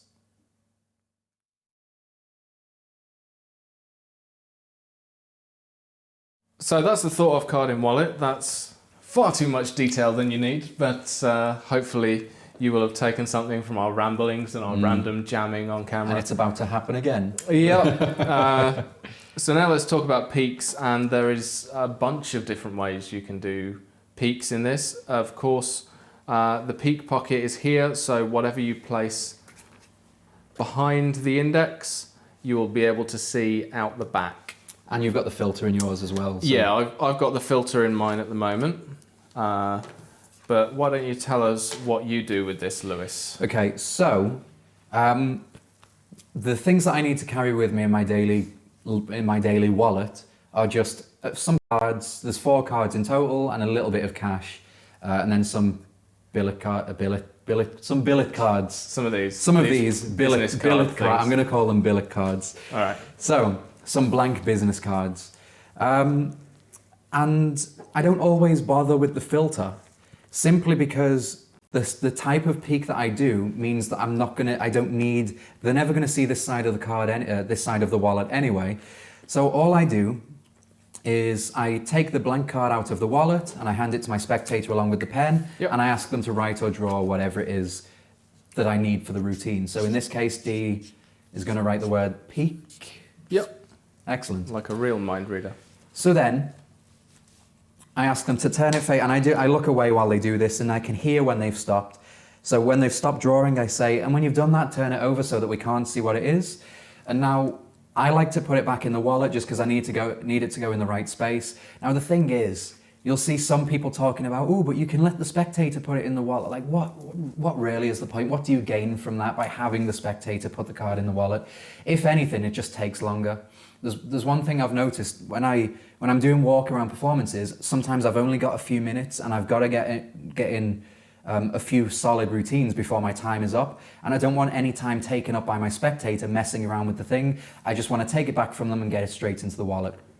So I take the card from them, and there's a line that I sometimes use. You don't have to use it, but as I'm taking the card from them, I say, I promise I won't look, otherwise there'll be no point in us doing this. And that usually gets a laugh, even though it's not funny. I think that's a really good line though, because it eliminates the thought of, oh, maybe he secretly looked at it. You're literally saying, why would I bother doing this if I was going to look at it? Exactly. Like, it's quite a little bit of dry humour, but and it's the reason why I started saying that is because when I've had them do their drawing or writing, they turn it face down. Sometimes people can be a little bit hesitant to give it back to me. Sometimes they can be a little bit like this, and I don't want that. I don't want any resistance. So I just say, okay, I promise I won't, and I don't ask for it, I just reach for it. I say, now I promise I won't look, otherwise there'll be no point in doing this. And of course, I'm about to get a great look at what this is. How I get this into the wallet is I hold it like this. So the peak window is at the bottom here, and I hold it like this. That way, if I need to squeeze the wallet a little bit, I can do. So I've got the wallet like this. I take the card back from them, and I place it straight into the portion of the wallet that it needs to be in, and I leave it like this. Now, there's a few different things that I do. If I was to turn this over immediately, there's all of the information, there's the peak. So there's a couple of different things. From here, you could just straight away take this and place it into your inside jacket pocket or into your back pocket, and as you look down to see what you're doing, because it's natural. You know, nobody would ever naturally take their wallet and just put it straight into the pocket while staring at somebody. It goes in. If I don't act suspicious, they've got no reason to be suspicious. Yeah, so the card goes in, I'll take this, I'll get my peak and then put this straight into my pocket, and then we're done from there, and I'm ready to continue with the routine. Another peak that I like to do, and it's a little bit bold, but the thing is, if you just have the confidence to try it once and you realize it works, then it's fine. They've given me the card back, and I've put it into the portion of the wallet that it needs to go in, and now I reposition my hands, so I take hold, and I'll show you up here. I take hold of the wallet like this while I talk for a moment, because I need to re-grip the wallet. I need to go from this position to this position. And the most natural way of doing that is just grab it with this hand while I talk for a moment, and now I can re-grip the wallet as I point to them and I say, hold out your hand for me. So they hold out their hand like this, and as I'm doing that, it's just natural for me to turn this up. I'm looking down here, I get my peak as I place the wallet in their hand, and I ask them to put their other hand flat on top. Now, it does seem a little bit bold placing this into your spectator's hands when everything is right there, but my thinking on this is, from a spectator's point of view, if that was the secret, if their writing was clear as day on the other side, then who in their right mind would then put it in somebody's hands? Yeah. Because if afterwards, and they never do, because I just don't really bring any attention to it, but if they think, was it something to do with the wallet? They've then got that thought of, oh no, because it was in my hands. So that again, I've taken the card, I've put it in, I re-grip as I gesture for a moment. I say, can you hold out your hand for me like this? There's my peak. I ask them to put their other hand on top. And then I say straight away, look at me. And then I continue with the routine from there. And now, of course, I need to get this out of their hands without them sort of doing anything with it. So I'll usually have a spare one of these in my pocket, or if I know I'm going to do this routine, I'll take one of these out from the wallet and put it in my pocket. I've got my peak, the wallet is in my spectator's hands. I'm ready to do my reveal, so I'll take out another card and the pen. I'll write or draw whatever the information is, whatever my reveal is going to be. I turn this face down, so now I'm in the same position as I was with the wallet. Gonna do this to me? Yep, no problem. So this is already in their hands. We'll Okay. Let's start from the word go. So you've given me a business card to write on. Yep. So they've done that. Written something. I say, and turn it over so that we can't see what it is. Now, most spectators, or at least people I perform for, they don't understand what face down means. So I never say turn it face down because it just makes them more. I just say turn it over so that we can't see what it is. Perfect. Now, I promise I won't look, otherwise there'll be no point in us doing this. But we'll leave that in there for just a moment. At this point, I'm ready to re-grip the wallet as I talk. And depending on what I'm saying, It depends on the routine that I'm doing, but I talk at this moment so I can regrip. And I say, just hold your hand out like this for me. I get my peak, I place this in their hand, and I say, perfect, and just put your other hand flat on top. Now look at me. So straight away, his attention has gone from here, and now it's on me. So I do whatever I'm going to do, I say whatever I'm going to say. I then take the pen, I take another business card, I write or draw whatever the reveal is going to be. So essentially it'll be the same information that I've just peeked. And now I put the pen down, I take the card into this, so now I'm in the same position as I was with the wallet, and I simply say to them, just lift this hand for me, because I don't want to say open your hands because I don't know what they're going to do. I just say lift this hand for me and we're going to do a swap, but don't look just yet and place your hand back down. Now this can go into the safety of my pocket, I've cleaned up everything I need to, and now they've got my reveal ready to go. So whenever I'm ready in the routine, I ask them to take a look, and there it is. Turn it over, and there's your reveal. Yeah, there is an interesting feature that you can use in the wallet that if you are concerned, like if you're not using the filter and you're worried that someone will look inside or something like that, or they want to look inside, you've got this extra pocket here. So you can literally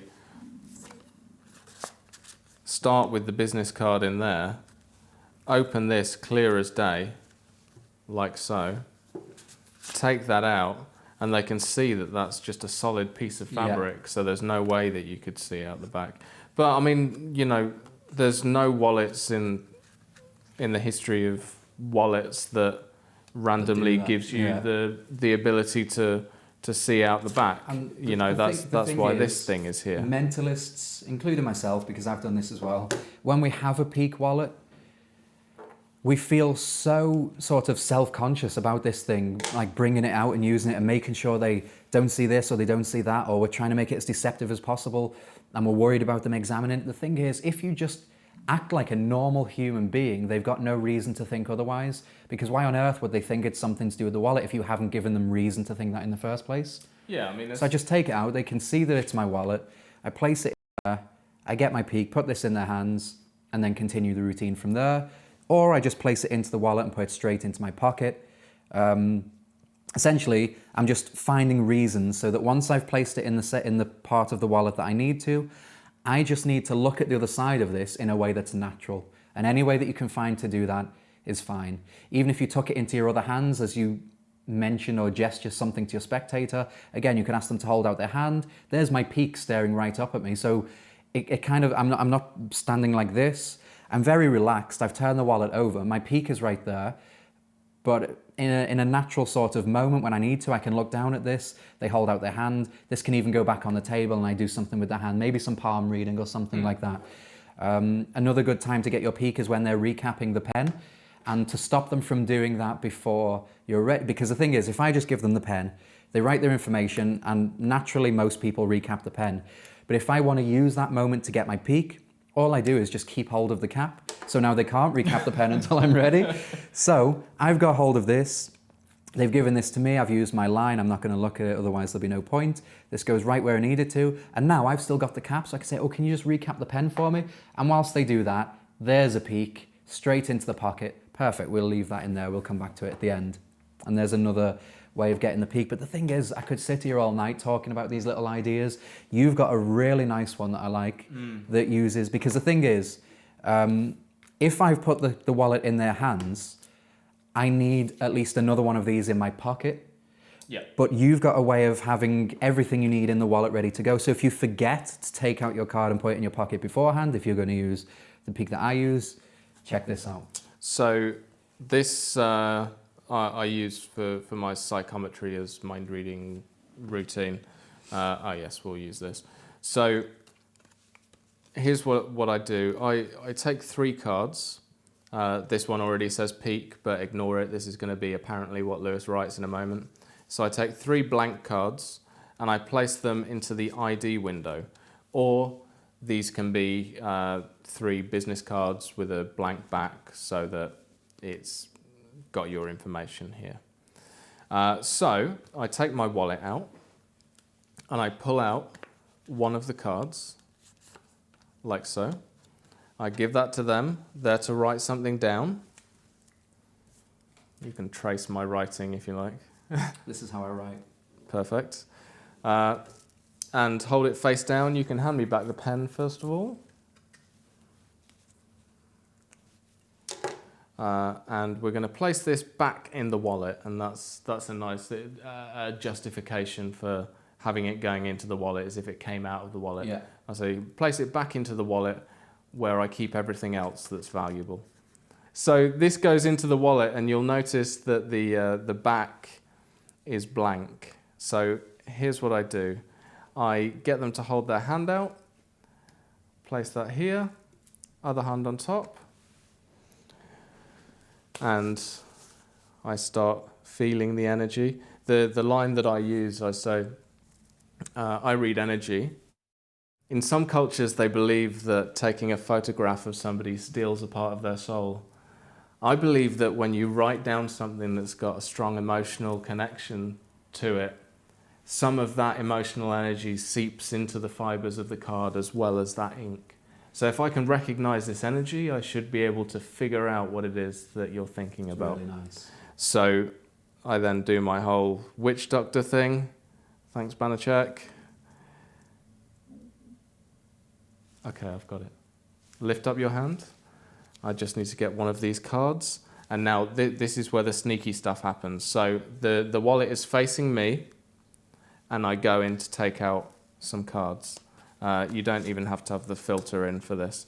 So it's facing me, and what I actually do is I pull out both cards that are left in the wallet. You see there's two.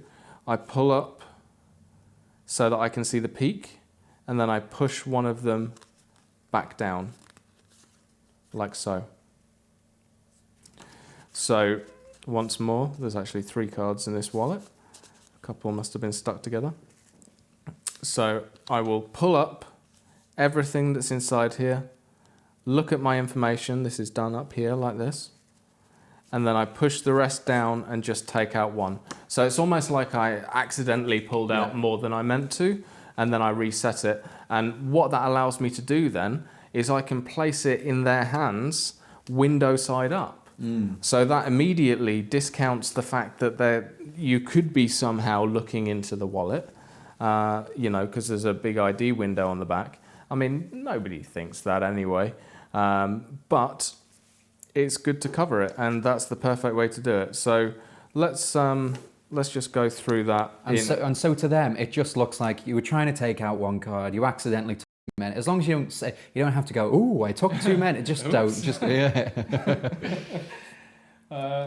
just behave like a normal human being. It's one thing many mentalists, myself included, struggle with. Yeah. So We do have an awful lot of bizarre procedures we ask people to go through. yeah. So yeah, start with 3 cards in your wallet. You don't have to use the filter in this. We'll talk about the filter in a second. But 3 cards in your wallet. You take one of them out,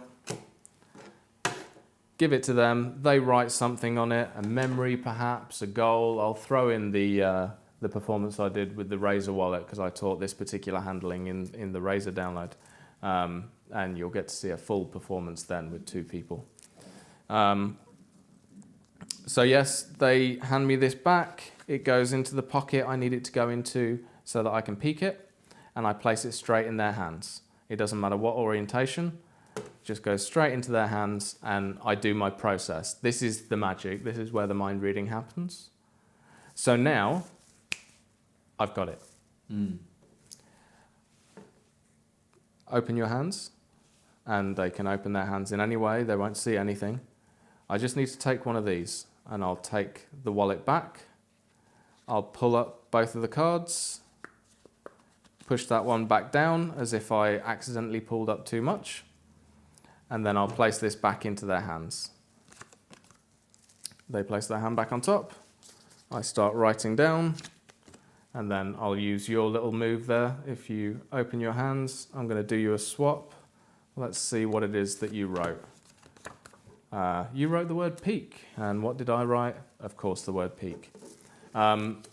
So yeah, that's a really nice way of covering this back pocket. And especially if you're using your business card. So if you've got business cards with all of your information on and the other side is blank or has space for you to write or draw on, It's really nice because you can have them in the ID window with all of your information facing out, so that if you do place this face up in your spectator's hands, it just looks nice. Yeah, I really like that.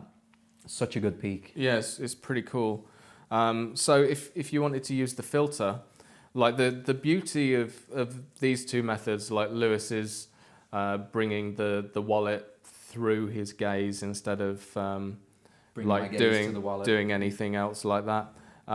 You know, using that or using this up and down method, you don't have to have the filter, and that's quite useful if you're working in really low lit surroundings. So Lewis is one of the owners of a magic bar in Liverpool, and it's like sort of prohibition-y kind of.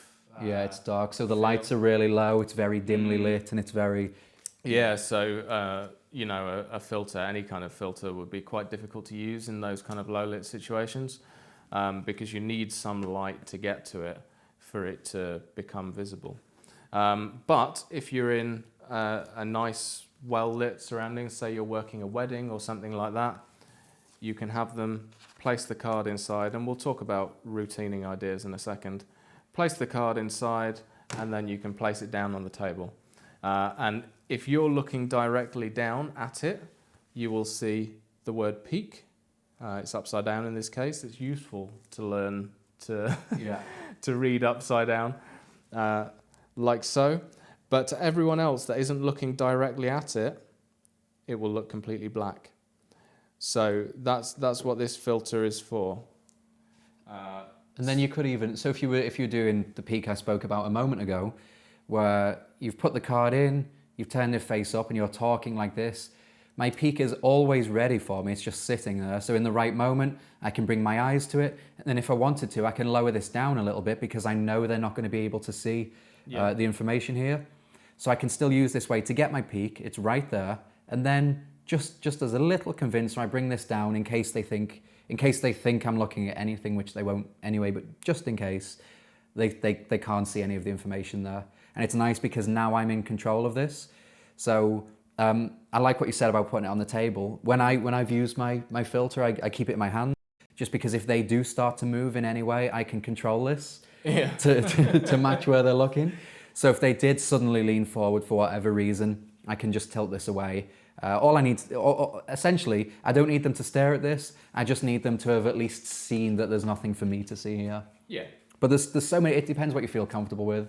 I've seen you do this, it was a few weeks ago. You had it sat on the table the entire time, and your spectator was sat opposite you, and there was just, if they did look down, there's nothing for them to see, and Well, that's the thing. I mean, like it's super fair, and that's why I like including the filter. I mean, I use it sometimes, but more often than not, I do that handling I just showed you with pulling up and down the cards, just sheerly because I keep a bunch of cards in my wallet, and I'd have to take out the entire lot to then give them a card if I was using the filter. So it just makes more sense for me, they're like stored in there anyway, as an everyday carry to do it in that way. But yeah, so there's a couple of peeking options. Of course, you'll see my psychometry as mind reading routine after this section, so that you can see the routine that I do if you want to learn my script for whatever reason. But Lewis, you've got a really nice presentation that you call Memory Box.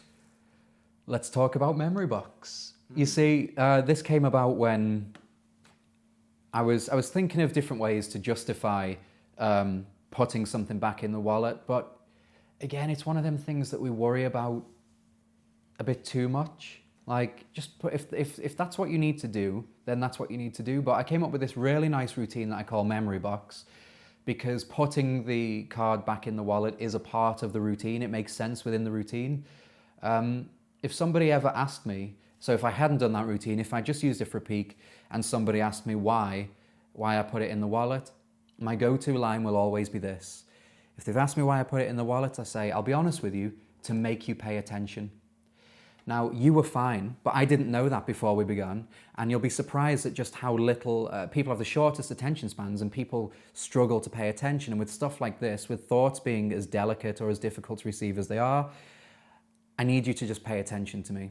We've written that down, that's going to be my point of focus, but if I place it in here, it means you can concentrate on what I'm saying until the very end. And it's just, I just like that thing of turning it straight back on my spectator. Why do we put it in there? I'll be honest with you, to make you pay attention.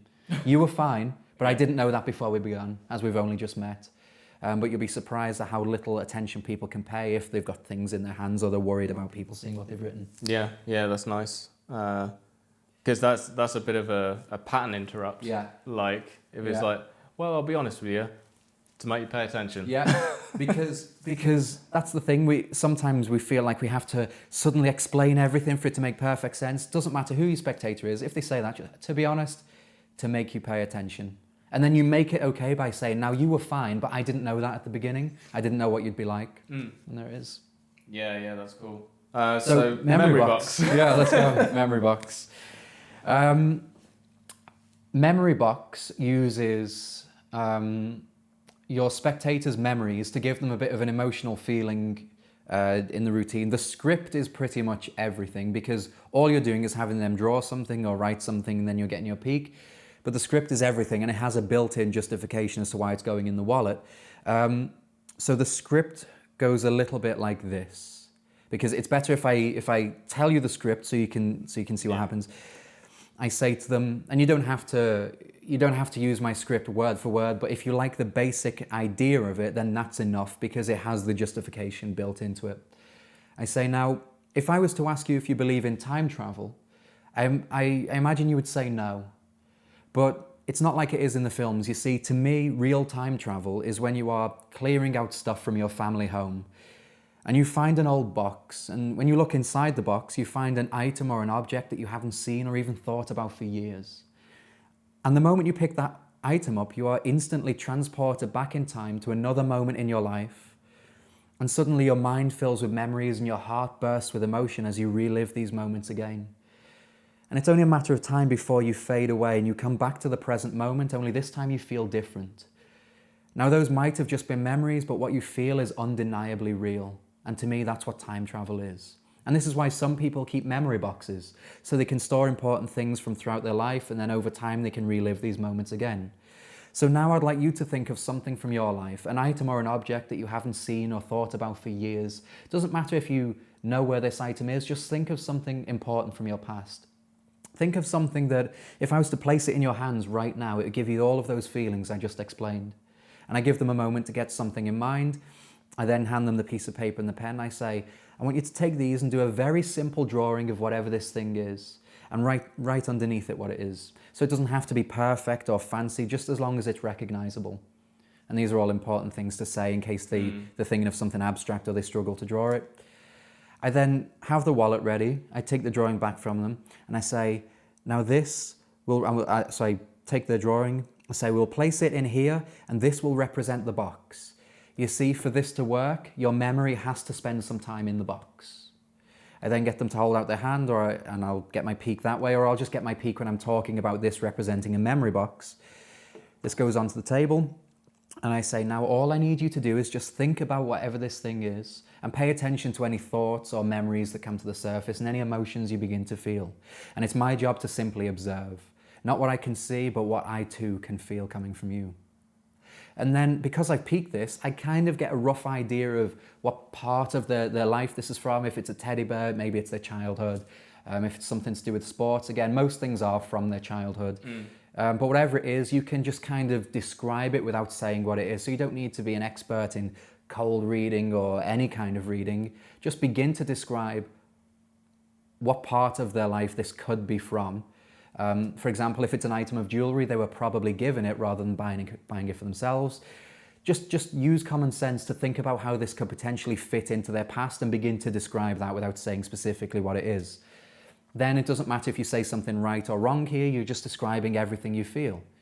Then when I'm ready, I take another business card and a pen and I draw pretty much exactly. I don't like it to be too perfect. There are some people watching this that will want it to be perfect, and that's fine. But I'll purposefully miss out a few details. I just want a vague, because this isn't a drawing duplication. I'm feeling what they can feel. I'm picking up on something from their life. The drawing at this point doesn't matter. I'm sensing something from their life. So I do a pretty close drawing of whatever this is, and I do the swap. And this is nice because it calls back to something I said in the script a moment ago, but I do the swap, and I've still got the wallet in my hands now. They've got my drawing, I've got the wallet. And I say, now, before you look at that, can you tell us all, what did you put in the box? Because now I'm referring to it as a box rather than a wallet. What did you put in the box? So then they will tell you, and nobody ever just says, football, teddy bear, this, that. Because it is something meaningful to them, and they probably are feeling nostalgic or even emotional, they're not just going to say, teddy bear. They're going to tell you what part of their life it's from or why it was important to them. Without you even asking, they just begin to tell you, well, you see, I was thinking of this. I remember when I was a kid and my grandfather, they do all of that, and it's nice. Let them, because that's more important than the reveal. Let them enjoy this moment and say, interesting, and how do you feel right now compared to how you did before we began? And of course, because they've just been thinking of their past, they're going to feel nostalgia, maybe a little bit emotional or happy or anything like that, because it's natural. If you think about the past, you're going to start to feel different in the present. And again, that calls back to the story. You thought about the past and you feel different in the present. And I say interesting because a moment ago, I asked you to draw something that I could place into your hands that would give you these feelings you're experiencing right now. And you said a teddy bear or whatever. I say, take a look at my drawing. And then of course they take a look and it matches their drawing. And now what's nice is you can say, and if you keep a memory box at home, now you've got something you can add to it, and you let them keep the card. But what I like is, when I was asking them to think of when I was asking them to think of something from their life, I've said to them, think of something that if I was to place it in your hands right now, and I do this, think of something that if I was to place it in your hands right now, it'd give you all of these same feelings I just explained. Because then at the end, you are going to put something in their hands. Yeah, it might not be the exact same object, but it still represents it. You've put something in their hands, they feel differently, and now when they look at this, it matches their thoughts, and it's really nice and really personal. I think the key with routines like that is it takes it from being a trick to being an experience. It's almost like the trick is secondary. Yeah. Really. I mean, obviously you've got to have some kind of a punch at the end because they're expecting to see something magical, but the journey that you take them on, I suppose it's like life, the destination. The journey is more important than the destination. That's the key when it comes to emotional mentalism, I suppose, is creating that kind of experience and taking them through with your theatre, some kind of interesting... because, I could have them draw something random that means nothing to them, and then I can reveal it. And they might be impressed that I managed to draw or guess the same thing as them. But with this, the dynamics of that conversation are so different from a normal everyday conversation, especially if you don't know this person. You're not asking them to think of like surface level thoughts that are safe. You're asking them to dig deep through their own life and bring something to the surface that they wouldn't usually share in a situation like this, and maybe not even with a stranger. So it's a really nice way of seemingly getting to know somebody on a deeper level, and now you've opened something up within them. So anything you do after that, they're going to feel a little bit more connected to, because you've taken them to this place. Essentially, you become a facilitator of the experience. And even if it's not drastically emotional, you've still caused them to feel something. And this feels like the kind of routine that'd be nice to do for a lady, because it is a kind of sensitive topic. But even if you've got the biggest, most masculine butch guy in front of you, doesn't matter. Do this routine, because what he feels will be exactly the same as what everybody else feels. So this is something you can do for anybody, and it just kind of gets them in touch with a part of themselves that maybe they've ignored for years. Yeah, I think also It's so simple. a big thing about that is, we've all had, like, as a working mentalist, like I walk around for years before I stepped on a stage, and Lewis has walked work around. I've walked work around. Has worked walk around for years as well. And you do, like, you mentioning the big butch male. You get people drawing pictures of penises and stuff like that. Like if you most- say it's the draw most a common thing picture that's of drawn, something, Yeah. but when you tell them to draw a picture of something that's related to something, like, you know, think of something from your childhood or whatever, and I want you to draw a picture of that. It's a whole other thing. It gets rid of all of those issues, and also again, you know, we're going back to the fact that you've asked them to do this thing, and you've not said before it, hey, guess what? I'm going to get you to draw a picture of something, and then I'm going to duplicate that drawing. You're just asking them to do this thing, and that gives them the opportunity to feel however they're going to feel about it, because they don't know what's coming next. Yeah. It's I Yeah, really like that. they don't know where it's going. They don't know it's going to eventually lead to you guessing it. They don't know. So they've got no choice but to just relax and enjoy the journey.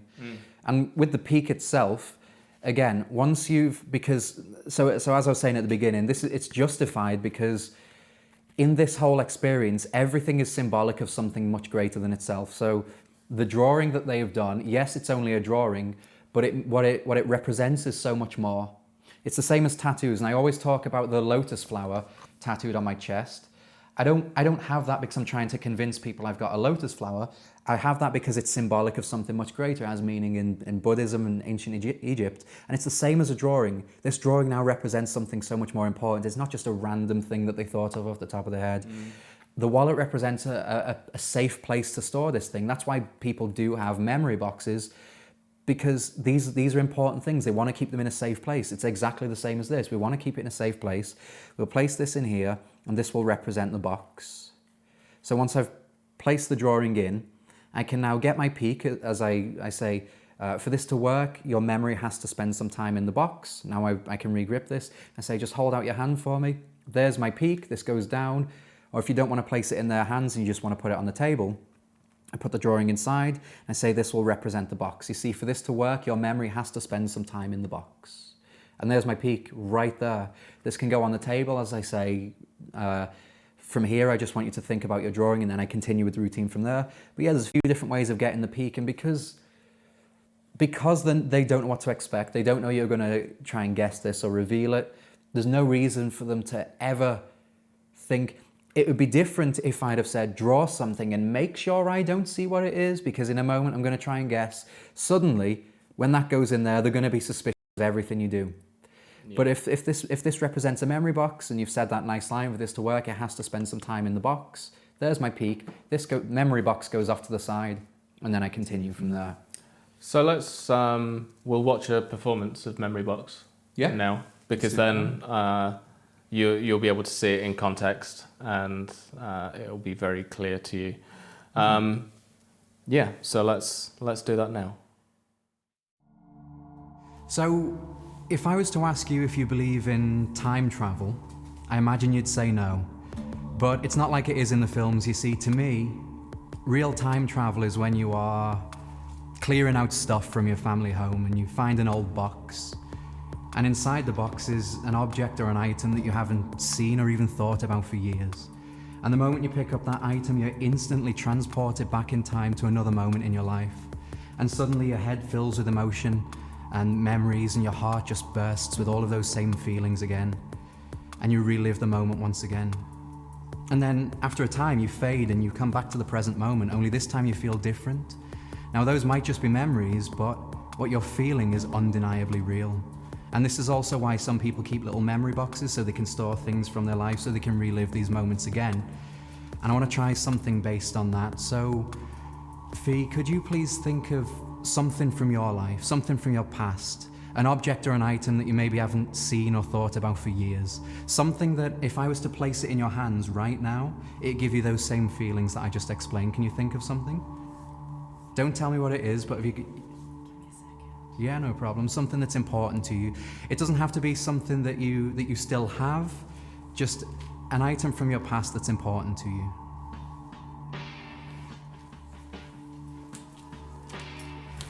I'll just think of the first thing then. Yeah, that's perfect. So here's what we'll do. I'm going to hand you a piece of paper and a pen, And I'm not going to look, and don't show the cameras either, but I want you to draw a very basic picture of whatever this thing is. It doesn't have to be perfect or detailed, just as long as it's recognizable so we can show the camera at the end. And when you've done your drawing, you can write underneath it if you want to. You can write what it is, but when you've done it, turn it over, and we'll stick it back in there and we'll continue. All right? So I'll leave that with you along with the pen, and I won't look, and don't let anybody else see. I'm not a very good drawer, but I'll do it. Nobody is a worse artist than me, don't worry.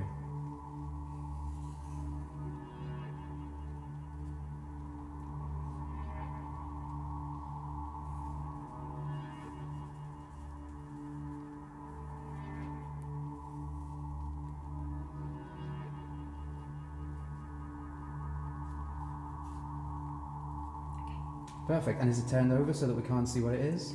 Excellent, now I promise I won't look, otherwise there'll be no point in us doing this. Perfect, and we'll stick it inside there. You see, this is going to represent the box. For this to work, your memory has to spend some time in the box. Can you recap the... Oh, you've done it. Can you hold your hand out like this for me? And we'll leave this there. I'll get rid of the pen and place your other hand flat on top. All right, then. So just think about this item, whatever it is, and pay attention to any feelings you get or any memories that appear in your mind, any people connected to it, and any emotions that you associate with this thing. And it's my job to simply observe, not what I can see, but what I can feel.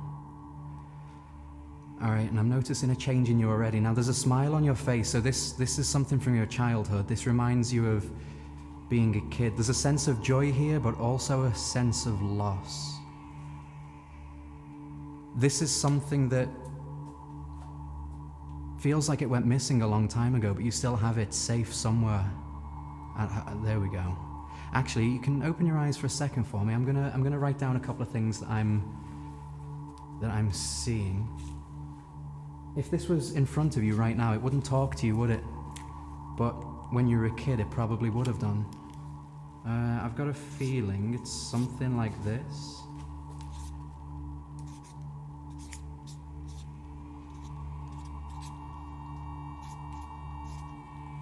Okay. You have to forgive my terrible art skills. All right. So if you could just lift that hand for a moment. I'm going to do a little swap. And don't look just yet. All right then. That's what I feel this is. Before you look at that, can you tell us all, what did you decide to put in the box? It was my Teddy Ruxpin Christmas present, and it spoke to you through a tape. Okay. Oh, so that makes sense. It spoke to you. All right. Excellent. And being honest, how do you feel now, as opposed to how you did before we even began? Do you feel those same emotions coming back? Yeah, straight back to childhood and happy memories, but no idea where it is now. Interesting.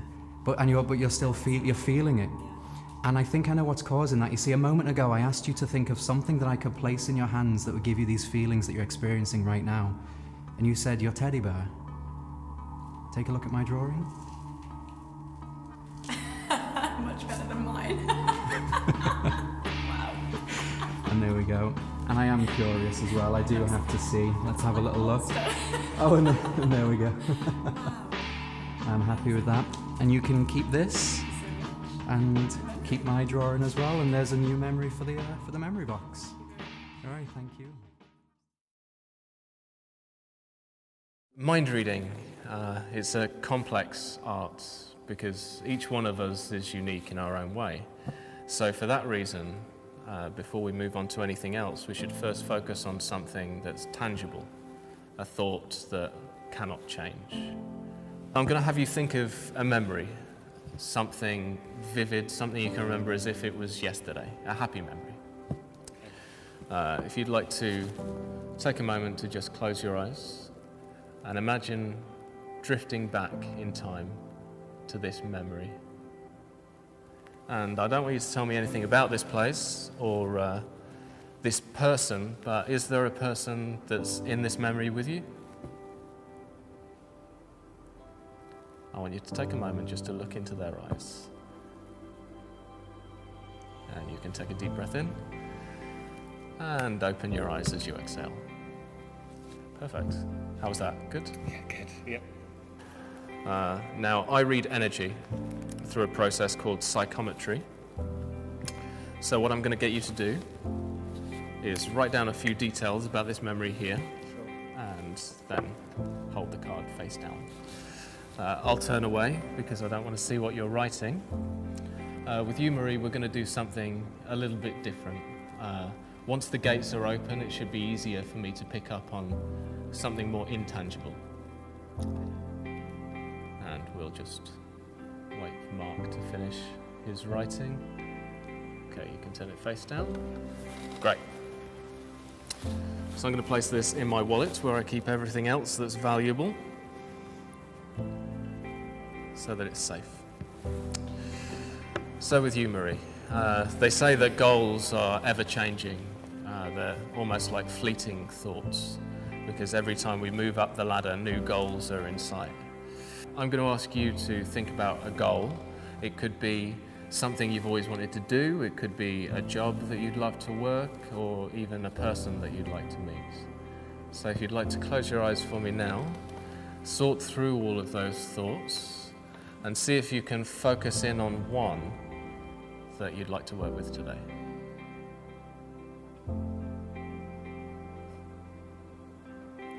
You can nod your head when you've got something in mind.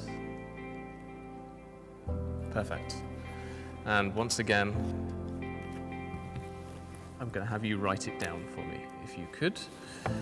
If it's, for instance, a person you want to meet, you could just write their name. If it's a place you want to go to, you can just write the name of the place. But just write down a little detail there, and we'll put it in the wallet alongside Mark's card to keep it safe as well.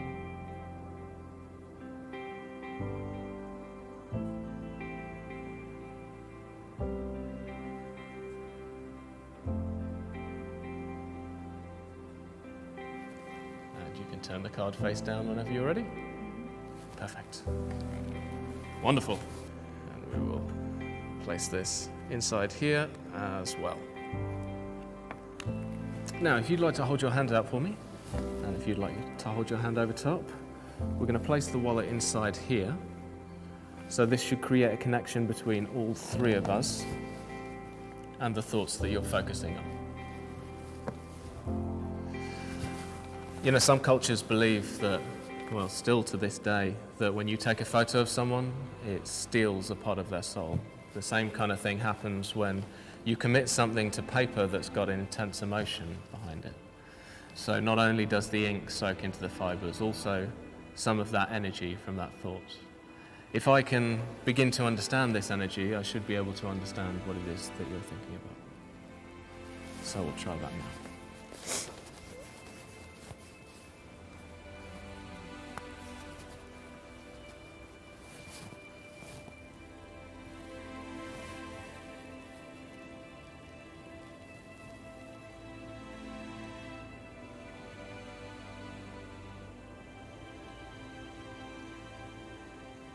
And straight away, I'm getting a really vivid picture. So I think this is you, Mark. There's a lot of activity going on. You're running around. You're much younger than you are now.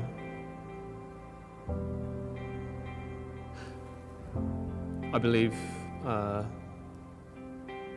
you're playing football, correct? Yeah. This is you when you were younger playing football. It is, yeah. I'm just going to write a little something down. You can hold that.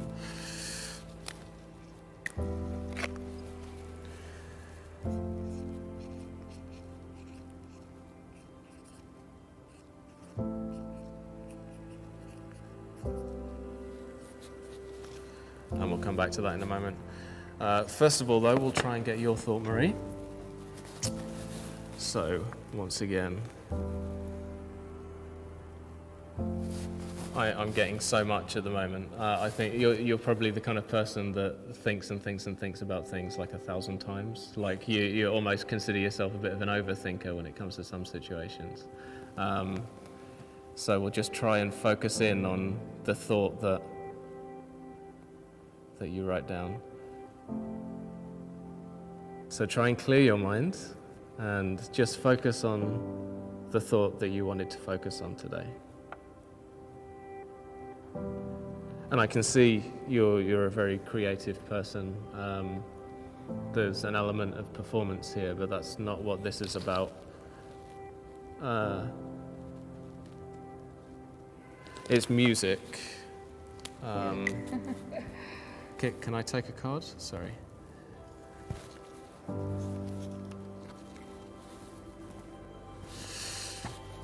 I'm going to write something down.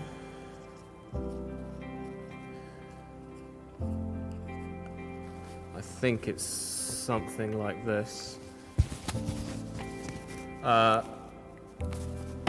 What is it you were thinking of? Well, do you want me to tell you what I wrote down?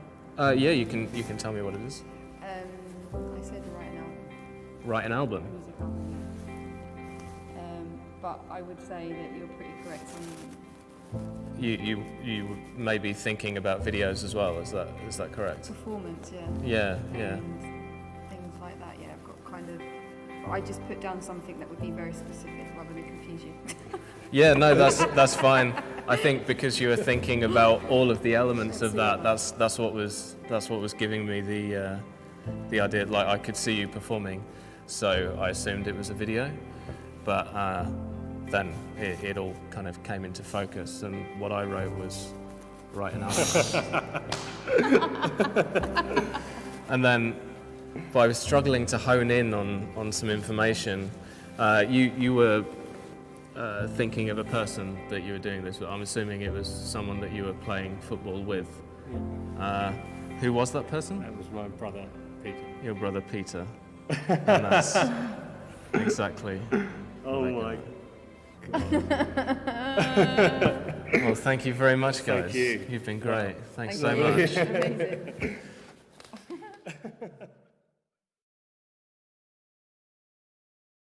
Both of us obviously have tattoos, and one thing that you find in tattoo studios is little business cards which will have your appointment on, and usually they have little calendars on the back. You mentioned hairdressers have a similar thing. Yeah, hairdressers, and basically any place that you might need to make an appointment for. Not all the time, it just depends on the place itself, but a lot of the time, because it's very easy for them to get business cards made with a calendar on the back. Because when you make an appointment there, then they can circle when your appointment is.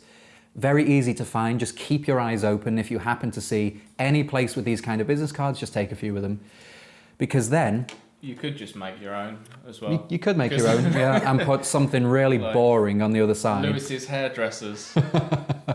So then, yeah, because then if it comes out of your wallet and it's not like a business card, because people understand that business cards are meant to be given to other people, but something like this, even if it's completely out of context, for me, my favorite ones to use are tattoo studio ones. And if I know I really want to do this and I can't find some, I'll just make some fake tattoo studio appointment cards as though I've got an appointment or it's somewhere. It just needs to look like something that if I take it out of my wallet, I've got a reason to put it back in. That's mine. I need that for a later date. It also makes sense to be in your wallet. Like if this is your everyday wallet, yeah, then exactly. That's where you're going to And keep I'm putting it something back like in there because I'm not saying to them, here, you should check out this place. I'm just saying we're going to use this because it'll have a whole calendar on the back, and then you can hand this to your spectator along with a pen, and they can circle their birthday. And then once they've circled their birthday, this can go straight back into your wallet. And again, get your peak, and there's your spectator's birthday. So at any point you need to throughout your performance, you can then reveal that. This also leads me to another point about the index. We were talking about putting other things in the index. What you could do is take some blank business cards or some pieces of paper. Post-it notes are quite good because they're very thin. And you can write, I will meet a Libra. I will meet a Sagittarius. I will meet whatever, So you can use the index to reveal someone's star sign. So if you have the appointment card in there, you can get their birthday, work out their star sign, and then you can reveal that you've got a card that you kept in your wallet. So after revealing their birthday, you can say, so that would make you, in your case, that would make you a Scorpio, right? It's very interesting. Inside my wallet, take a look at that. And then And that could lead into another Yeah. routine. The Scorpio I meet today will name the whatever card, or Yeah, anything that will tie into another Okay, routine. so if you were to do it like that, so here's the way to match that in with the card routine. So the thought of carding wallet, because these index pockets are big enough to fit the card and a couple of pieces of Yeah. paper if you wanted to. So you could have, say, the dates card in there, or if you didn't want to do that, you could literally make up a card that says all of the star signs and their birthdays. So all of the star signs and the dates Yeah. that because then if they're in the window portion of the wallet, so all of the star signs will be listed here along with their dates. So when you bring this out, you can show it to someone and say, do you know what your star sign is? If they do, great. If they don't, just hand them this and say, take a look at the dates, and whichever set of dates your birthday falls within, that's what your sign is. Perfect. So, like we're building this routine for you right now. So you've got your dates there, and if you set it up in 3, like. So because there's 6 pockets and 12 signs, you'd have two in each pocket. 2 little post-it notes in each pocket. Alongside the cards. So to match it up with the cards, on each of these post-it notes, you will write,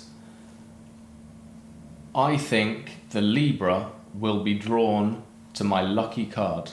Yeah. So then when you start to do the card reveal, you just talk about it as your lucky card. You keep your lucky card in your wallet. You get their birthday, or you simply ask them what their star sign is. You go through the card routine, pull it out, my lucky card, the King of Spades. Some people think I keep multiple cards in my wallet. I do have one more thing in my wallet. You go in, you take out the billet that says their star sign on it. So you pull that out, hand it to them, show the rest of the wallet empty. That's the only other thing I keep in there. Read what it says. What star sign were you again? Libra. The Libra will choose my lucky card. And it's not, and an easy way to remember where the star signs are sitting is because, as I say, there's 6 pockets and 12 signs, so you'd have 2 pieces of paper in each pocket. And if you are going to write down all of the star signs on here, you can just lay them out in such a way that it mirrors how they're laid out in the pockets.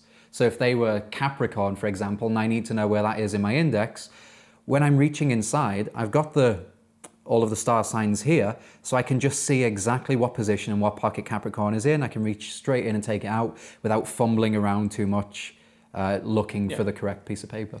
Yeah. So you could have them in pairs. So sign 1, sign 2, sign 3, sign 4, sign 5, sign 6, and that tells you where it is in the pocket. Yeah, that's really interesting.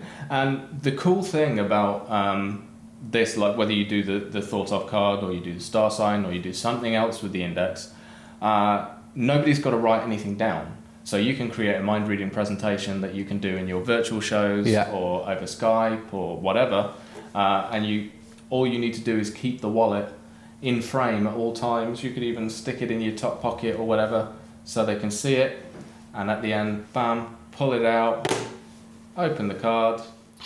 And if you were using that in Zoom shows, and if you were using the star signs, you wouldn't need this on the back because, well, you're not going to, because you could just have everything you need for your performance written in front of you that's out of the frame, and then right there, clear as day, it can be all of the star signs listed and the position that you'll find them in your index. So this stays in the frame the whole time. They tell you what the star sign is, and as you open this up, you just look down right in front of you to see where it is, and then you know exactly what pocket to take the paper from. I mean, that's great, because then by the time you've done it a bunch of times over Skype, in your virtual shows, whatever, eventually it becomes second nature. You know where everything is. Yeah, because it's like you know where everything is in your wallet anyway. So if you were to take out your wallet right now and not look inside it, I bet you know straight away which sort of pocket your ID is in, or which pocket your driver's license is in, or which pocket your main sort of bank card is in. You just know these things anyway, and it becomes the same with this after a time. Yeah, that's cool. I mean, that's not something that we've done. We've just kind of come up with it on the fly, but I think that could be a really It's good just- routine. Yeah. Yeah, it's just another use for the index. There's of course, all kinds of things you could put in there. But what a nice way to do it with star signs. Isn't it nice? Isn't it nice that there's 12 signs and 6 pockets that just so happen to fit 2 pieces of paper in each one perfectly? Yeah. So there you go. There's a star sign idea, and the calendar card thing is great as well because you get it immediately. And Lewis has something we've been working on for a little while that will work perfectly for that as well. But you'll have to keep an eye out on the. Yeah, it's something, I won't say much, but it's something that you can keep in here that will allow you to do things separately from the wallet and also with the wallet.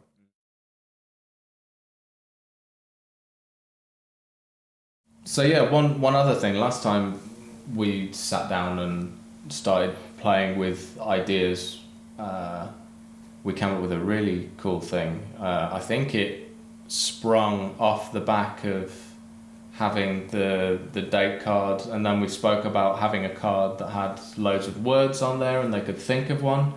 And then the idea sparked that you could do a kind of book test. And this is super cool. So, as I mentioned at the very start, buy a book. That gives you like 300-400 refills for like the 3 or 4 pounds the book is, which is killer. Tear a page out that's got lots of text, so something like this is perfect. Fold it into quarters. I'm going to stick it in the front pocket here, in the wallet. And this is reminiscent of a few brilliant routines. Like, I love the idea of pulling just a random page that's ripped out of the book out of the wallet. Like, the theatre is fantastic. The first routine I saw like that was Between the Lines, and Michael Murray. And then also there was a beautiful routine that Steve Della Will to Read. called Will to Read. Which is like a free will kind of thing using a page, and that's brilliant as well. But what I really liked about those was the theatre of having a page in your wallet that you pull out. Like, what an interesting thing. And that's the key with, when you're performing mentalism, we're stuck getting people to write things down on business cards and then telling them what they wrote. If you can use other props that are visually interesting, that break that pattern, your show is going to be much better. So consider this. You have a ripped out page in your wallet, you pull it out. You open it up, it's already in quarters, so you're going to tear this page down the lines into 4 separate pieces.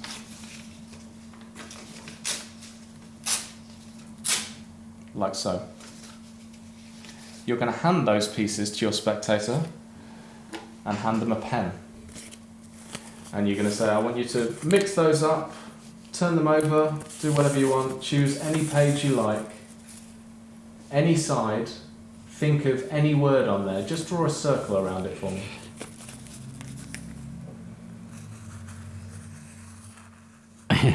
Yeah. I'll take the pen. And I want you to hold that face down for me. I'll take those and I'll give them another little mix. And these are going to go inside of the wallet so they're out of the way. Now I've got a business card in the back here and I'm going to take that out and that's going to reveal the peak to me. Lewis circled, I like it hot. There was a few interesting things I could have circled, but when I saw that... Cool, okay, so they've circled a word, it's gone back in the wallet. I turn it over, showing that there's a card there, casually, just flashing that. I turn it towards me, take the card out, get my peak, I like it hot. That goes away. And now I can start doing any kind of book test presentation. So I can start pulling out random letters, I can start... You could start saying, think of an aspect of your life that you would say this in, or something like that. Yeah, like Or like, I you think know, depending on the theme of the book, that could be well, really good. because I have no idea what book you got that from, but there happened to be loads of interesting words there, and I saw that and I thought I'll circle it. But if you end up with something funny like that, you know, you could even say, okay, be totally honest with me, is this something you'd say to your grandmother? And, you know, because you've got something silly there, because it'll get a laugh out of them and everyone will wonder why they're laughing.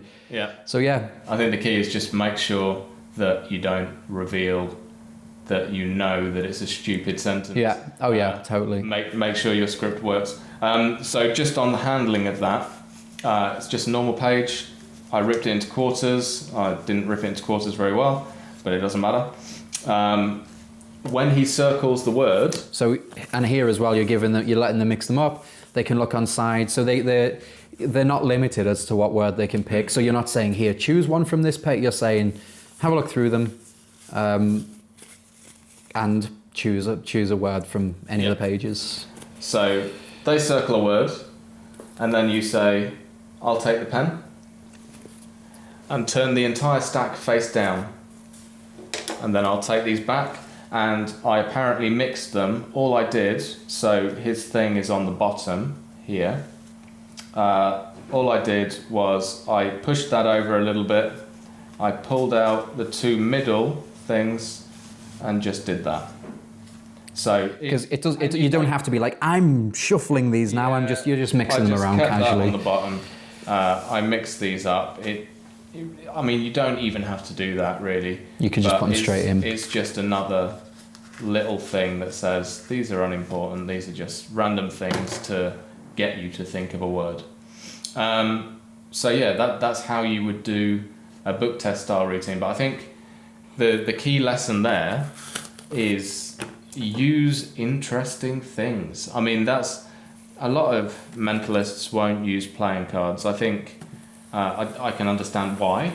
I think playing cards are great in mentalism because it's 52 symbols that everybody recognizes. And they've got an interesting origin as well. Yeah, there's loads of things, and you know, if you went down the really serious mentalism route and you wanted to do some readings or whatever, like playing cards are great. Like if you look up like cartomancy systems using a normal deck of cards, there's some great stuff you can do. And what I like about this is as well, you obviously know what page you have, so you can make sure it's a good one. And when you hand these to somebody, because the thing is with a lot of drawing duplications, and I find this often, if they've drawn something boring, if they really can't think of what to do and they just draw a triangle or a smiley face or something really boring, it doesn't matter that I can then duplicate it or reveal it. If the subject matter is boring, I've found that it doesn't have a great reaction if they've chosen something boring, because the fact that you've been able to reveal it is lost when they realize that it's just something so silly. Because if they've drawn a smiley face and then I've revealed it, what's the point? I could probably say to somebody, it sounds like one of them very silly psychological forces, you know, like a beginner's one. It looks like a very simple, cute little trick. If they, out of all of the things they could have chosen, they pick something boring, and then I've got to reveal that and try and make it look good. Whereas this, you can say to them, take the pen, find a word anywhere on any of the pages, leave it on the front so you can see it clearly, and then put a circle around it. You can even say to them, make sure it's an interesting word. Because there are boring words like his and chair. I mean, I used to force the word chairs in. I used to do a routine with flashback. It was flashback matched with the Hoy book test, and the Hoy book test word that I used was chairs, and it was good. So whatever. but still, I mean, I've just seen this. So underwear I circled, I like it hot. What else could I have chosen? Her skirt, something open, thigh, tongue, transfixed, his heavy. I don't know what you've been reading, Dee, but This was from an airport book. It was a horror book. I'm not sure what kind of a so it'd be interesting to know what happens next then if this is a horror. I don't know. Well, we can't find out now because we just ripped up the page. But anyway, and then of course they can keep that afterwards. the amount of times I've performed for somebody, so you'll see people often have clear cases on their phone so they can put like train tickets and cash underneath. The amount of times I've performed something for somebody and then I've seen them again and I notice that under their phone case they'll have put like the billet or whatever it is that we've used. What an interesting thing, and that's really photographable as well. So people put pictures of this on Instagram and whatever else, social media. Yeah, I think that's the key. You know, the like we were saying, the key lesson: use interesting things in your act. And this is, like you say, this is just a great book test where you don't need to be carrying. I love book tests. I just don't carry books unless I'm in the bar, for example, because we've got a whole bookshelf. And then I can arrive at the table with the book and I say to them, I want to do something based around this. I grab this off our bookshelf in there and they can go and see the bookshelf if they want. We've just full of like gimmick books on there for me to choose from. But whereas this, just put that in your wallet and there's a book test always ready to go. Yeah. And it's ungimmicked as well. Of course the wallet is gimmicked, but it's just a page from a book. Yeah. So you don't need to worry about if you buy one book from a charity shop or something like that for 10 pence or you know whatever, you can find them for next to nothing. There's like hundreds of pages in there that you can go through. Yeah, it's pretty cool. The only thing I'd say is make sure that you choose a word with lots of words on it. Choose a page with lots of words on it. Yeah. Because you don't want like a chapter page where half of the pages are going to be blank. You just want a middle page and it's got those words. Get them to circle one, have a look at it, and then figure out what you're going to do with it. Because if you yeah, I know. If you get them to circle a word and they've circled something that they could visualise, you've then got the perfect opportunity to go into like a drawing duplication from there. So something where they've not drawn anything, they've just circled a word. When you peek the word, if it's a normal word, you can start revealing it. If it's I do that often with drawing. So if it's something they can visualise, so I've not done it in this routine, but with drawing duplications, if they've drawn something that has a definite colour that doesn't change much, I can say to them, now whatever you've drawn, think of a colour that you'd usually associate with this thing, but don't tell me what it is. And now I can tell them what colour they're thinking of, even though it's not written down or actually coloured in. It's an imaginary colour that only exists in their mind, and then you can just pull it out of nowhere. And it's great if they're thinking of an apple, because of course you think of red or green. I normally just say, you're thinking of red? And if they say yes, I say, but you almost thought of green, didn't you? And of course, even if they didn't, they still say yes because they just understand that would be another apple-y colour. On colour, this is really interesting. Mentioning colours, if they, like on here, it says like a gaggle of black geese. So if they'd circled the word geese, then you've immediately got a colour. Because you know it's black geese. But, that's just lucky. The phrase that you said, I like it hot. Well, you can even say, exactly. There's a colour that goes with it. So you could even, with that, for example, you could even say, now, this might not be an item or an object, but can you think of a colour that you'd associate with whatever you've circled? And then... obviously, it's going to be red. Yeah. Yeah. And you could, or with that, you could even say, okay, I'm going to tell you what I can feel. Now, straight away, I can feel the temperature is rising. It's getting warmer, and something tells me you quite like that. They circled that. But obviously you wouldn't, because that was we got lucky, and I'm glad we got that on camera. Because I didn't know that was there until I saw it. But well, neither did I. I didn't even read the page before taking it out. Of course you did. That's why he's ripped it up. He doesn't want anyone to see the evidence. But so that hot, for example, it's a temperature. So now it's not a thought. This is something that you can feel. You can say, you know what? I've just noticed a change in my body. Has this got anything to do with what you're thinking of? And then, of course, it has. Yeah. No, that's. I think that's again an important lesson. Get more reveals out of the things. Because if you've got something that's going to conjure a feeling, a sound, a colour, a picture, a country, it is, like maybe don't reveal the word. Maybe start playing with what they'd associate with the word. You've always got the word reveal at the end if you want it. But if you were to, if they were to circle a goose or whatever it was. So is this something that you could draw? Yes. Okay. Just think about the image. You don't have to draw it. I don't know how good an artist you are, but just think of the image. Imagine drawing it in your mind, and then you use your automatic writing skills to follow what they're seeing in their head. tons of things. Or with a goose as well, just as an example, because it Yeah. happened to be there. You could say, all right, now whatever you've drawn, think about this thing and try and see it in an image. Think of a place that you would often see this thing in. Oh, yeah. And now you've got either a pond or a farm, and now you've got so much. Basically, you can then describe a picture that exists in nowhere but your spectator's mind.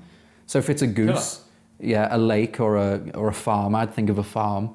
Yeah. So now you've got this whole image that isn't written down or drawn or can't be seen by anybody except for your spectator, and now you. Yeah, I think. Or if it's a country, And if- think of a landmark in this country. If it's one that. If you don't hit, it doesn't matter, because you've got the reveal. Do you know? I love situations like this because I've definitely got the hit for the end, and now I'm free to play and do whatever I want. And sometimes I use this line. I'll say, I'm going to tell you everything I see, think, and feel. Some of this will make sense, and some of it won't. But if I don't tell you everything, I might miss some important details. Now I've just bought myself the opportunity to say anything I want. If it misses, I've told them that some of it will make sense and some of it won't, but I've just got to tell them everything, because now I can guess anything I want. And one more line while we're on the subject. One thing I sometimes say is, if I've got something like this, I can definitely reveal it for the end. I'll just start saying anything I want, taking the wildest guesses, and if they say no, or if I get something wrong, I say to them, all right, this is a little bit like climbing a tree. Whatever you're thinking of is at the very top of the tree, and that's what I'm trying to reach. And as I climb the tree, every time you say yes to something I've said, that lets me know I'm making progress. I'm getting one step closer. But every time you say no, it's like a branch of the tree snaps, and I know I've got to take a different route. So either way, this still helps me. So now I've just told them that if I get something right, it's good because it gets me closer to my target. And if I get something wrong, I've still told them it doesn't matter, because it's like I say, like a branch snaps, and I've got to find a different way up the tree. Yeah, it's killer. So then that buys you the chance now to say anything you want. And your spectator understand. That's the thing. They don't see you getting things wrong anymore. They understand that everything you're saying is supposed to get you closer to figuring out what this thing is. Yeah, because I mean, if you think about it, in general, say it's something that's written down, say it's the name of someone or a random word or a picture or whatever, they could have thought of anything in the world. So it's not like you're just whittling things down. Yeah. So if you get something wrong, you get something wrong. I mean, you know, it could be that you're picking up on a thought in the back of their mind, or you're picking up on someone else's thought. Or Yeah, so I like to do it with feelings. So I'll say it now. At this point, I literally haven't got a clue what it is that you're thinking of. I'm just going to tell you everything I can feel, because right now that's literally all I've got to rely on. I've got nothing else, and this is what I feel. And I tell them what I'm feeling and what's sort of intuitively coming to me, and I just tell them it, and it does get me closer to what this is. I'm starting to vaguely get close to what this thing is. The only thing I would say though is don't overdo it, don't get carried away with it, because you don't want it. There's nothing worse than when you're doing something like this, or a drawing duplication or a name reveal or anything like that, and there's nothing worse than your spectator going, oh, he's got it, he knows what it is. Yeah. That means you've gone too far with the amount of things you're revealing. So it's good to get some things wrong.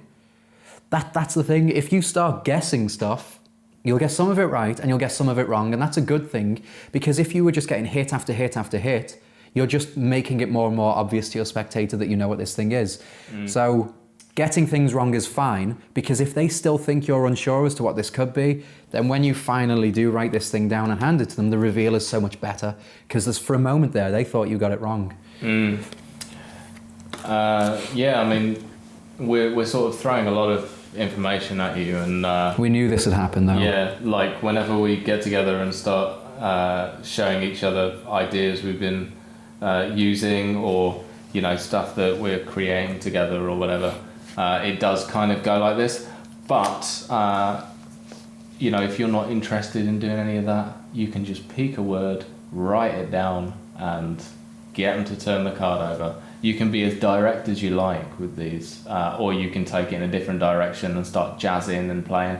And you know, when you've been working for a long time and you're doing the same few tricks over and over again, you do desire that sort of jazzy element where you're just kind of you know where you're going. freestyle You know it. where you're going, but you don't yet know how you're going to get there. Yeah. So you know how the routine's going to end.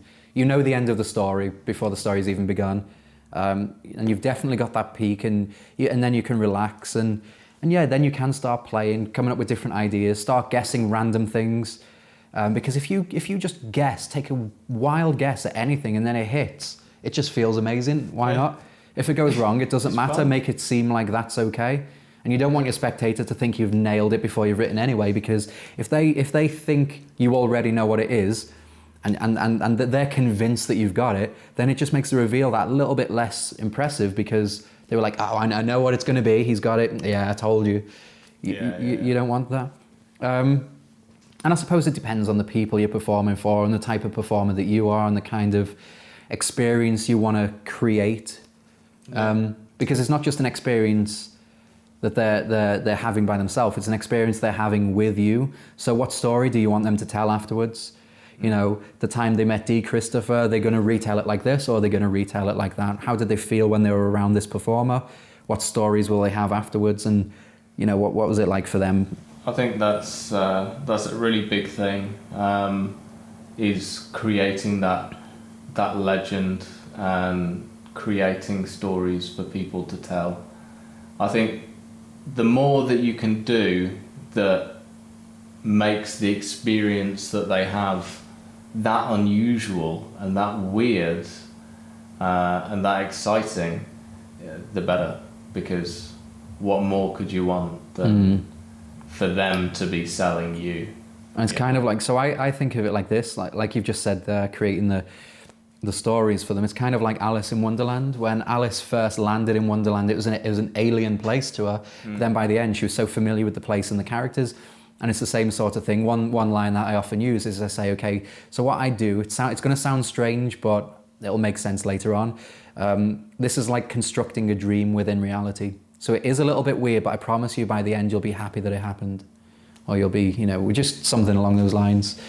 And I think that line is a nice way to finish this discussion. So, thank you very much for spending this time with us. I've got absolutely no idea how long this download was, because when we start going, we keep going and have a lot of fun. And there's no sort of natural light in this room. I don't know if it's light or dark outside. I don't know what's going on in the outside world. We've been here for what feels like a few days now. Yeah. But yeah, thank you very much for spending this time with us. And Dee, also thank you for bringing me in on this project as well. I know this is your baby, and I'm happy to have come and sat here with you to talk about some of my ideas with this, and experience some of your ideas with this, and what a wonderful tool this is. Well, thanks for coming And along. I got my one for free from Dee Christopher, so thank you. No, thank you very much. I hope you have a lot of fun with this. It's such a versatile tool, and hopefully we've shown you how much can be done with just this simple piece of leather that will fit in anybody's pocket. And one final thing we forgot to mention, it also can serve as your everyday wallet. Put some credit cards in there as well. It's great for carrying them. Yeah, definitely. A little bit of cash. Yeah. There it is. Right. All right. See you in a bit. Oh, goodness me.